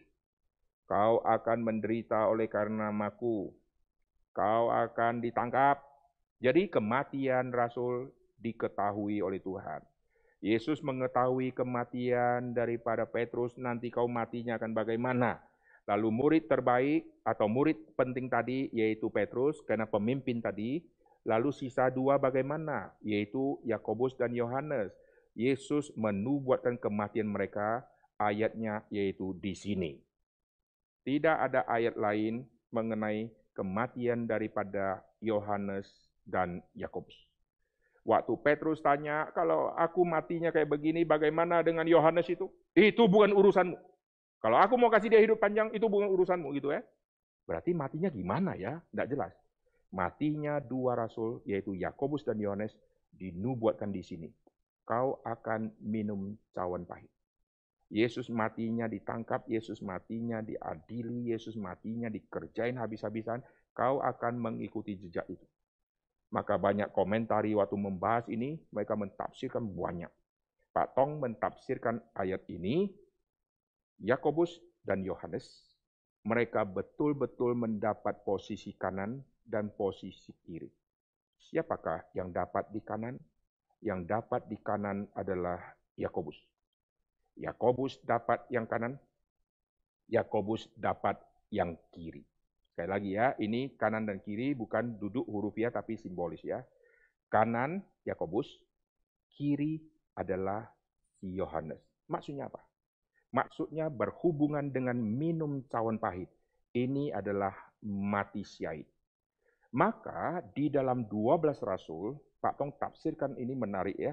Di dalam 12 rasul, yang kanan, yang mati duluan, itu Yakobus. Yakobus, rasul ini, mati di Kisah Rasul 12 dengan pedang. Mati syahid dia. Jadi yang pertama, kanan, kau akan meminum cawan pahit. Iya, kami dapat. Oke, kamu memang dapat. Berarti yang duluan mati, pasti ada salah satu. Salah satu itu siapa? Yaitu yang kanan, yaitu yang Yakobus. Yakobus adalah yang mati pertama. Lalu yang kiri siapa? Seluruh rasul ditutup dengan Yohanes yang mati syahid yang terakhir. Kamu dapat. Akhirnya betul-betul mereka mati dengan tidak menyangkal Tuhan. Seperti di Taman Getsemani. Jadilah kehendakmu, bukan kehendakku. Kalau kehendakku pengen lari, tapi kehendak Tuhan. Dia harus mati seperti ini. Harus minum cawan pahit. Maka kanan dan kiri akhirnya diterima. Bukan diterima untuk duduk, tapi diterima untuk mati syahid. Kau akan mati syahid. Siapa duluan? Yang kanan. Kau akan duluan. Yakobus. Lalu Yakobus mati duluan di Kisah Rasul 12. Yohanes yang rasul yang paling muda itu mati belakangan. Maka daftar kematian rasul yang mati syahid diawali oleh dua orang tadi yang tanya. Kanan dan kiri. Yakobus sama Yohanes. Kau tidak mengerti apa yang kau minta. Dapatkah kau meminum cawan? Kami dapat. Ayat 23. Cawanku memang akan kamu minum. Tapi hal duduk, nah, jadi antara cawan sama duduk, ini ada gap. Gapnya apa? Urusanmu di bumi lu kerjakan semua. Kau harus mentuntaskan misimu semua. Setelah lu tuntas, nanti penghargaan di sana diterima, itu urusan nanti. Jangan kau kejar yang sana dulu, yang bumi lu belum selesai semua. Banyak orang selalu hitung-hitung. Saya sudah berbuat baik berapa, di sana sudah dicatat berapa, yang di bumi masih banyak nggak dikerjain. Urusan upah, urusan di sana. Urusan penghargaan, urusan di sana. Urusan kita di bumi harus cepat selesaikan. Jadi lihat, mengenai duduk di sebelah kananku atau di sebelah kiriku, aku tidak berhak memberikannya. Itu akan diberikan kepada orang-orang bagi siapa Bapakku telah menyediakannya. Yesus berkata, aku pergi ke sana untuk menyediakan tempat bagimu. Maksudnya apa? Bukan untuk cariin kamu tempat posisi yang paling baik. Tapi ini sedang bicara tentang jaminan keselamatan. Lu pasti akan dapat tempat di situ. Lu tidak akan ngekos. Lu akan punya tempat selama-lamanya di situ. Ini jaminan waktu Yesus sebelum dihabisi. Di dalam Injil Yohanes. Aku akan pergi kepada Bapa. Berarti sudah sangat dekat hari kematian. Untuk sediakan tempat bagimu. Bukan untuk cari tempat dudukmu, tapi sediakan tempat bagimu. Dan Yesus bukan hanya bicara seperti itu. Yesus berdoa untuk para muridnya. Wah, luar biasa kalau saudara lihat di dalam Injil Lukas. Simon, Simon, iblis sudah siap menampik engkau. Tapi aku telah berdoa untuk engkau. Bukan untuk dapat duduk di sana, tapi untuk kau lewati masa di bumi. Itu maksudnya. Lalu kita kembali ke pasal 20. Di pasal ke-20, waktu sudah terjadi begitu, murid-murid yang lain marah. Kenapa lu minta itu? Berarti kami kurang baik darimu dong. Berarti para murid juga mengerti duduk kanan dan duduk kiri posisi penting. Bodoh sekali mereka. Maka kalimat Yesus sebelumnya, kamu tidak tobat. Kamu mengapa bisa pikir seperti itu? Yesus mendamaikan mereka. Yesus bilang, pemerintah bangsa-bangsa memerintah dengan tangan besi. Pembesar-pembesar menjalankan kuasanya. Tidaklah demikian di antara kamu. Nanti yang minggu depan saya akan bahas ini. Kau ingin jadi besar, kau ingin jadi terkemuka, harus jadi pelayan. Nanti minggu depan itu tema ini. Nah sekarang saya akan simpulkan tentang konflik duduk kanan dan duduk kiri. Perhatikan, jikalau duduk kanan dan duduk kiri adalah posisi betul hurufiah, maka terjadi kesulitan begini. Perhatikan. Lihat ini tangan saya ya. Saya kasih gambaran begini. Ini 3, supaya saudara tahu tengah yang mana, kalau supaya sama ya. Kalau saya tunjuk ini kanan ya. Saya tunjuk ini kiri, karena posisi dari sini ya, supaya saudara tahu di kanan. Oke, ini kanan. Ini kiri. Oke, misalnya, kalau Yesus ada di tangan kanan, di sisi kanan Bapa, ini kita buang ya, di sisi kanan Bapa, lalu murid minta satu di kanan Yesus, satu di kiri Yesus. Berarti begini, jelas? Susah saya jelasin ya, tangan saya susah ya. Ini kalau Bapak gitu ya, ini kanan, satu minta di kanan Yesus, satu minta di kiri Yesus, berarti sini kan? Kalau terjadi begini, berarti yang di sebelah kanan Bapa sekarang adalah Rasul ini. Bisa ikutin? Yesus digeser, bayangkan kurang ajarnya. Kalau posisi kanan itu betul-betul posisi dan hurufiah, mereka yang minta seperti itu kurang ajar. Karena begitu mereka minta, aku mau di kanan Yesus, aku mau di kiri Yesus. Yesus kalau ada di sebelah kanan Bapa, Yesus ada di kanan, Bapa ada di kirinya. Lalu kalau ada Rasul satu, di kirinya Yesus, berarti menghalangi Yesus sama Bapa. Kurang ajar bukan? Lalu kalau yang lain minta lagi, aku yang mau kiri 2, makin menggeser Yesus jadi jauh. Jadi kiri dan kanan itu bukan posisi hurufiah itu. Ini posisi nanti penghargaan yang akan diterima di situ. Lalu kita kembali ke sini. Lalu kalau malaikat bagaimana? Kalau lu sudah duduk di sebelah kanan Yesus, lalu nanti malaikat bagaimana? Malaikat yang berdiri di kiri kena geser lagi. Sudah geser lagi, lu duduk lagi di kiri lagi, semua kena geser semua. Lalu posisi gimana? Lalu kacau balau di situ, rebutan posisi. Itu seperti kalau kita foto rame-rame 80 orang, lalu yang tukang foto atur. Itu yang di belakang maju ke depan, duduk sini. Yang ini geser ke sana. Sini geser. Kita di belakang tunggu lama bener, kiri kanan. Setelah selesai, masih ada salah. Yang lebih tua tuh mestinya di sini. Geser. Ternyata ada yang lebih tua, kita hargai di tengah. Geser. Yang kecil ini pindah belakang, pindah.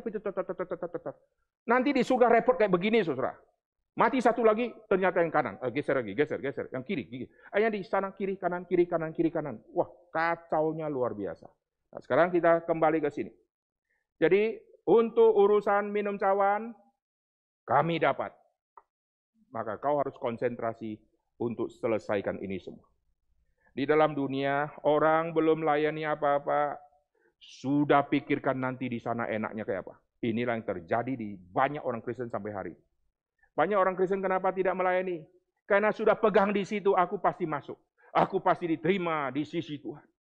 Di sisi Tuhan yang mana? Bisa depan, bisa belakang, kiri, kanan, nggak masalah. Yang penting sudah masuk. Sudah masuk, berarti kerajaan surga aku sudah miliki. Kunci sudah aku pegang, rumah sudah ada di situ. Lalu di bumi lu ngapain? Ya lewati hari-hari lah. Jaga anak. Anak kan pelayanan. Istri, ya di rumah. Masak juga pelayanan. Masak juga ibadah. Senyum juga ibadah. Pokoknya sudah ibadah, nggak usah ke gereja lagi. Itu maksudnya sebagai orang Kristen? Salah. Urusan di sana, itu urusan nanti. Tidak usah terus pegang di sana. Urusan di bumi, di sana itu sudah bonus. Upah yang hidup yang kekal sudah diberikan, itu sudah bonus. Udah, yang penting sudah. Sekarang di bumi. Pelayanan di bumi masih begitu banyak. Lu masih memikirkan dirimu sendiri. Yesus sedang bicara, dia akan mati untuk menggenapkan semua tuntutan, yaitu selesaikan dosa itu. Lu masih pikir urusanmu sendiri. Di dalam dunia, Injil Tuhan tidak menjadi urusan yang utama. Setelah bicara Injil Tuhan, semua sibuk urusan sendiri. Kami gimana.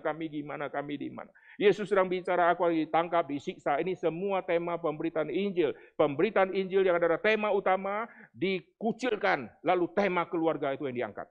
Ibu dari anak-anak Zebedeus keluarga. Lalu Yakobus, Yohanes, relasi saudara, ini keluarga. Lalu urusan di sini, terus nanti ribut, urusan di bumi, ribut. Semua tidak ngerti, lu semua akan minum cawan, karena semua akan mati syahid. Kecuali Yudas yang gantung diri. Kita sebagai orang Kristen mau akhiri hidup kita, menunggu waktu mati dengan cara apa? Waktu akhir hidup kita sudah tiba, saudara akhiri dengan seluruh perjalanan hidup saudara lakukan apa? Tugas minum cawan. Siapkan diri sampai cawan itu diminum tuntas. Hal duduk, hal penghargaan, hal mahkota, itu urusan nanti. Yang penting di bumi. Karena tugas kita adalah menjadi saksi Tuhan. Lalu Yesus yang duduk di sebelah kanan Allah. Kisah Rasul mencatat, Stefanus melihat Yesus berdiri. Yesus menyambut Stefanus. Yesus tidak berkata, Stefanus luar biasa kau. Kau kutempatkan di kananku. Tidak ada urusan itu. Stefanus waktu melihat Yesus berdiri, dia sadar, aku disambut oleh Yesus. Yesus menghargai aku dengan Yesus berdiri. Bukan berarti Yesus di sorga sekarang dalam posisi terus berdiri. Karena setelah kisah Stefanus tidak pernah dicatat, Yesus duduk lagi. Yesus terus berdiri, capek dia. Tidak.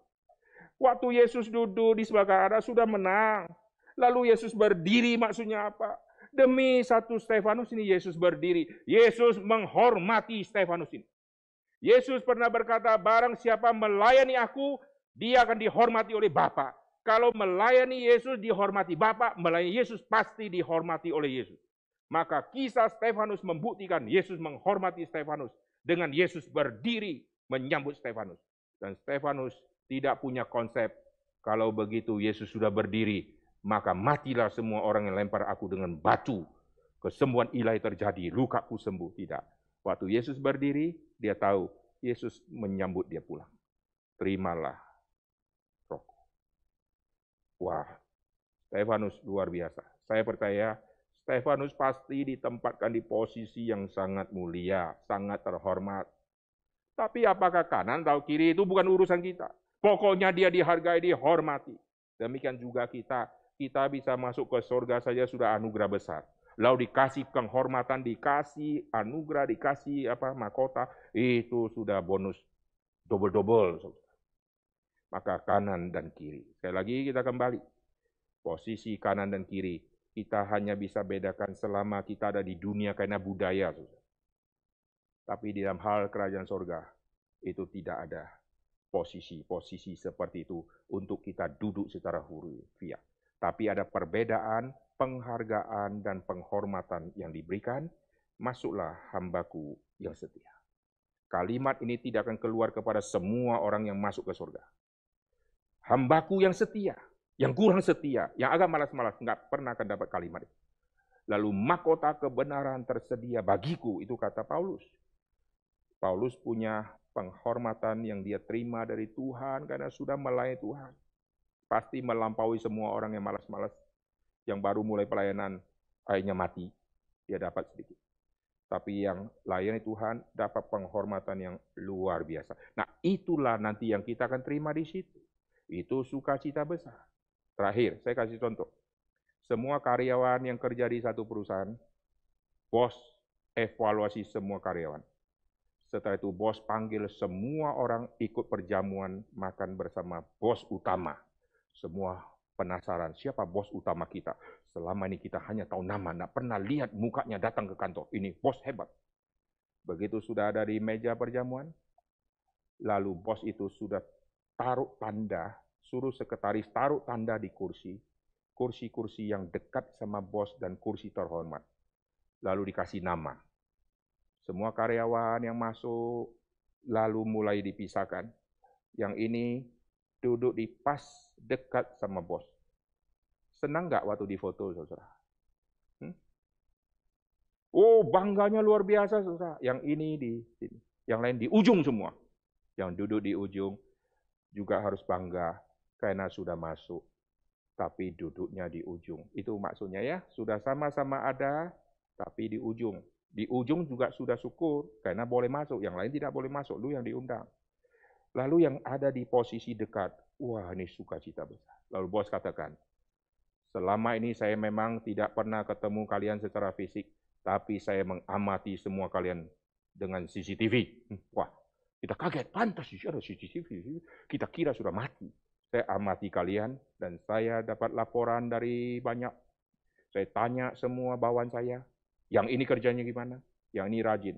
Dan saya sudah pantau luar biasa, dan sekarang kalian mendapat penghormatan yang khusus. Sekarang saya akan umumkan karyawan terbaik di perusahaan ini. Kan perusahaan ada begitu, Bang?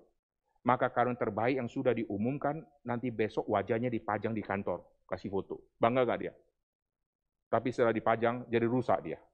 Mulai sombong dia, tahun depan dicopot, fotonya ganti yang lain. Ini yang kecelakaan besar. Tapi nanti semua kita yang sudah kembali ke sana, kita akan mendapatkan posisi yang layak, yang akan diberikan Bapa kepada kita. Mari kita berdoa. Bapa di dalam surga, kami berterima kasih untuk perbandingan kanan dan kiri yang kami sudah lihat. Kami berdoa ya Tuhan, di dalam dunia ini, banyak hal yang kami harus kerjakan, banyak hal yang belum kami mulai. Oleh sebab itu, biarlah kami kembali melihat apa yang Tuhan sudah tugaskan bagi kami di dalam dunia ini. Seringkali kami terbuai oleh janji manis firman Tuhan, yaitu kau sudah percaya Yesus, kau akan diselamatkan dan pasti diselamatkan. Sehingga hal itu membuat kami semua santai di bumi, menanti tua dan menanti mati. Sedangkan cawan pahit yang disediakan kami selalu menghindar ya Tuhan. Tuhan ampuni kami, biarlah kami semua mentuntaskan cawan pahit itu sampai waktunya tiba. Kami akan kembali ke rumah Bapa dan kami akan mendengarkan suara yang berkata kepada kami pribadi lepas pribadi, masuklah hambaku yang setia. Dengarlah doa kami ya Tuhan, dan pakailah kami. Dalam nama Tuhan Yesus kami berdoa. Amin. Kita akan bangkit berdiri, kita akan mengikrarkan pengakuan iman rasuli. Aku percaya kepada Allah, Bapa yang Maha Kuasa, Khalik langit dan bumi, dan kepada Yesus Kristus, anaknya yang tunggal Tuhan kita, yang dikandung dari Roh Kudus, lahir dari anak darah Maria, yang menderita sengsara di bawah pemerintahan Pontius Pilatus, disalibkan, mati dan dikuburkan, turun ke dalam kerajaan maut. Pada hari yang ketiga bangkit pula dari antara orang mati, naik ke sorga, duduk di sebelah kanan Allah, Bapa yang Maha Kuasa, dan dari sana ia akan datang untuk menghakimi orang yang hidup dan mati. Aku percaya kepada Roh Kudus, gereja yang kudus dan am, persekutuan orang kudus, pengampunan dosa, kebangkitan tubuh dan hidup yang kekal. Amin. Silakan duduk. Saudara sekalian, sebelum kita nyanyi dan memberikan persembahan, ada pengumuman yang mau ditegaskan. Speak akan segera dimulai, akan kembali melanjutkan tema doktrin Roh Kudus. Saudara bisa segera mendaftarkan, tadi sudah diumumkan, ini adalah speak yang ketiga. Apakah masih ada speak keempat Roh Kudus? Kita tidak tahu, karena setiap hari kita tidak tahu, Yesus bisa datang kapan-kapan saja, maka jangan tunda. Oh, nanti tahun depan saya ikut yang tahun depan. Belum tentu saudara masih bertahan di tahun depan, saudara ya. Jadi segera daftarkan jam 8 sampai jam 12, ini akan dimulai di dalam waktu dekat, yaitu 29 Agustus. Lalu tadi sudah diumumkan juga sekolah Logos, saudara bisa daftarkan anak-anak saudara untuk mengikutinya. Lalu kita ada program anak-anak, ini program yang sangat melelahkan. Kalau sekolah buka TK, sekolah dapat untung banyak. Kita buka program anak-anak, ini program yang tidak menguntungkan seperti program buka sekolah dapat materi yang banyak. Karena uang pangkal, anak-anak masuk, lalu uang main, uang baju, uang retret, uang jalan-jalan semua harus dibayar.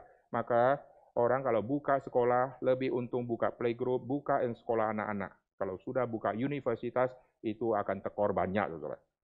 Pelayanan kepada anak-anak, ini pelayanan yang tanda petik tekor setelah materi. Pelayanan kepada orang dewasa bisa kasih persembahan. Pelayanan kepada anak kecil, orang dewasa berkata, aku sampai sekarang belum menikah. Lalu acara anak-anak dia nggak pernah peduli. Yang sudah menikah, anak saya sudah besar-besar semua dan belum ada cucu. Bagi dia, pelayanan anak-anak sudah selesai masanya. Lalu yang masih punya anak kecil, wah ini cocok. Lalu bukain kepada anak, lalu saat persembahan, anak-anak tidak bisa memberikan karena anak-anak tidak bisa cara untuk persembahan. Maka pelayanan kepada anak, ini pelayanan yang sangat melelahkan dan sangat menghabiskan waktu banyak, khususnya di dalam semua persiapan sampai bisa tampil. Boneka harus latih, sound system, lighting, semua harus diatur, lalu editing mesti dijalankan, lalu orang yang lihat acara apa anak-anak, saya belum nikah, anak-anak, aduh saya semua anak sudah kawin, sudah pindah, saya di rumah nggak ada anak kecil. Sebagian orang yang rasa ini butuh, dia terus send, dia kasih kepada orang lain, dan orang dewasa pun nonton. Lalu berapa banyak orang nonton yang tergerak untuk memberikan persembahan? Ini masih sangat sedikit. Tapi kalau kita layani orang dewasa dapat berkat langsung kasih persembahan banyak. Saudara. Nah ini pelayanan yang betul-betul tanda petik rugi secara materi, tapi bernilai sangat panjang untuk hal rohani. Maka barang siapa yang berbijaksana, dia akan mengerti pelayanan seperti ini, sedang mempengaruhi pikiran anak untuk kelak anak bertahan di dalam semua godaan di dalam dunia. Saudara yang punya anak, saudara leskan piano, leskan musik, tapi kalau rohani tidak baik, setelah nanti dia dewasa, dia menjadi rusak. Saudara. Ini di zoom ke saya dulu. Lalu anak-anak itu sudah besar, lalu narkoba, ditangkap polisi, miliaran akan habis. Dan kita kerjakan hal ini, kita tanamkan semua doktrin. 10 seri pertama, seri anak ini, kita masukkan doktrin manusia dan dosa. Ini satu persatu tema kita sudah munculkan, nanti sampai 10 seri itu tentang manusia dan dosa. Kita mengarahkan si anak untuk mengerti siapakah engkau diam dunia ini. Lalu setelah 10 seri, nanti akan 10 seri lagi, usaha manusia mencari jalan keselamatan. Dan itu semua akan disampaikan dengan konteks anak-anak, dengan ada boneka dan yang lain-lain. Lalu setelah 10 seri manusia mencari jalan keselamatan, seri yang berikutnya 10 sampai 20 atau 30 baru kita akan masuk tentang Kristus. Waktu manusia cari jalan keselamatan di dalam 10 seri, semua gagal. Barulah tema Kristologi kita munculkan di akhir. Sehingga orang-orang yang non-Kristen mereka waktu dengar, sama ya kita di agama juga ajar ya manusia berdosa. Oh, Waktu dia dengar, tapi konsep berdosanya kok lain ya dengan agama kami. Lalu dia mulai tertarik, lalu dituntun cara selesaikan dosa. Oh ya, di dalam ajaran kami selesaikan dosa begini.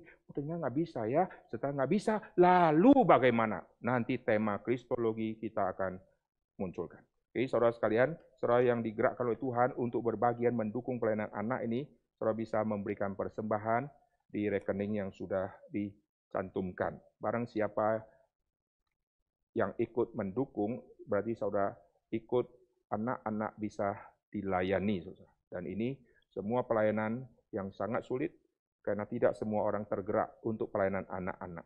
Tapi kalau anaknya sudah lahir dan kesulitan dibesarkan, maka dia mulai tertarik pelayanan anak-anak. Itu sayang ya, sebelum punya anak, kita harus mengetahui semua. Dan ini semua tema bisa disaksikan untuk orang dewasa juga.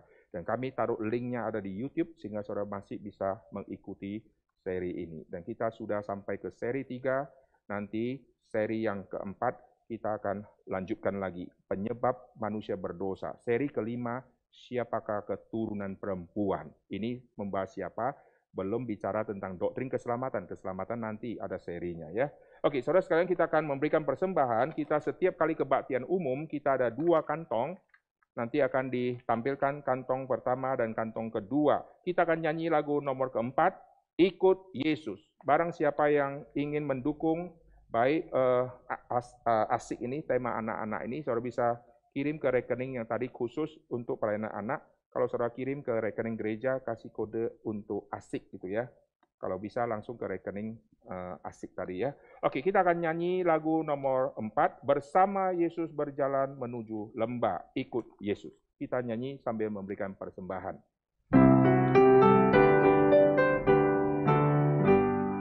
Bersama Yesus berjalan menuju lembah, sumber air yang sejuk dan mekar bunga. Hatiku tenang bila Yesus memimpinku, sampai ke surga berjalan ikut Dia. Ikut Yesus, ku mau ikut Yesus, ke tempat manapun ku ikut Yesus. Ikut Yesus, ku mau ikut Yesus, kemana Dia pimpin ku mau ikut Dia. Bersama Yesus berjalan menuju lembah, badai topan menerjang gelap menghadang. Hatiku tenang bila Yesus memimpinku, ku tak gentar sebab Tuhan di sisiku. Ikut Yesus, ku mau ikut Yesus, ke tempat manapun ku ikut Yesus. Ikut Yesus, ku mau ikut Yesus, kemana Dia pimpin ku mau ikut Dia. Ketiga, ku ikut Yesus tempuh jalan yang susah, rohku tenang dan nyaman sebab dekat Tuhan. Yesus memimpinku maka aman langkahku, dan ku dibawanya ke rumah Bapa. Ikut Yesus, ku mau ikut Yesus, ke tempat manapun ku ikut Yesus. Ikut Yesus, ku mau ikut Yesus, kemana Dia pimpin ku mau ikut Dia. Terakhir ayat pertama kita berdiri. Bersama Yesus berjalan menuju lembah, sumber air yang sejuk dan mekar bunga. Hatiku tenang bila Yesus memimpinku, sampai ke surga berjalan ikut Dia.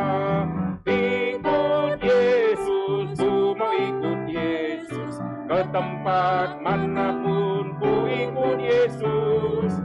Ikut Yesus, ku mau ikut Yesus, kemana Dia pimpin ku mau ikut Dia.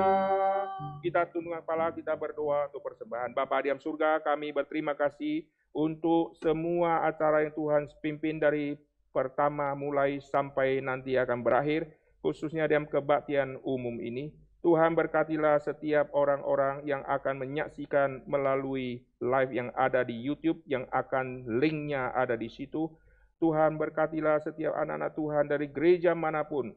Tuhan penuhi mereka dengan Roh Kudus Tuhan, sehingga mereka bisa melayani Tuhan dengan hati yang sungguh-sungguh meninggikan Tuhan. Dan kami berterima kasih untuk persembahan yang sudah dikumpulkan. Tuhan, pakailah persembahan untuk kemuliaan nama Tuhan, memperluas kerajaan Tuhan, memperluas Injil Tuhan bisa dikabarkan sampai ke ujung bumi. Dan berkatilah setiap kami anak-anak Tuhan yang di dalam kondisi saat-saat seperti ini. Tuhan menghibur setiap anak-anak Tuhan yang sedang dalam kesulitan pekerjaan. Tuhan yang membuka jalan untuk mereka bisa mendapatkan pekerjaan, yang usahanya sedang mengalami kebangkrutan.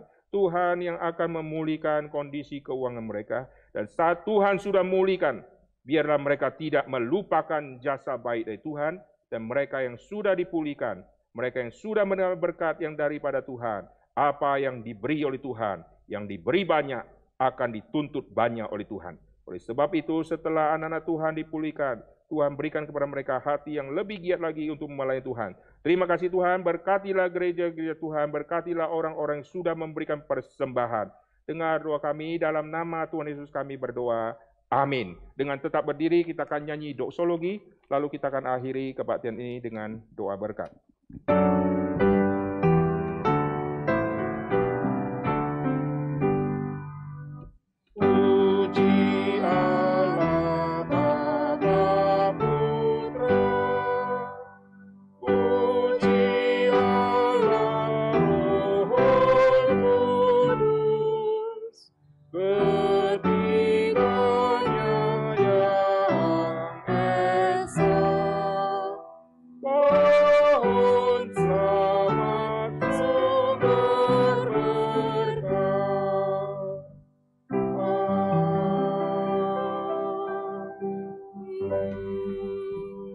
Kiranya penyertaan dari Allah Tritunggal, dari Allah Bapa, dari Kristus Yesus Tuhan, dan dari Allah Roh Kudus, sekali lagi menyertai kita, memampukan kita dengan pemeliharaan Tuhan yang khusus bagi setiap kita, untuk mentuntaskan misi Tuhan di dunia ini, dari hari ini sampai kita bertemu muka dengan Dia.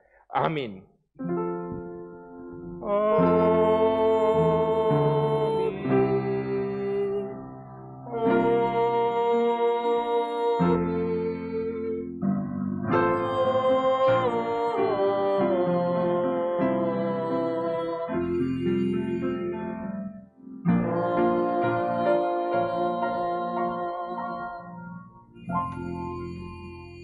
Silakan duduk, doa teduh kebaktian selesai.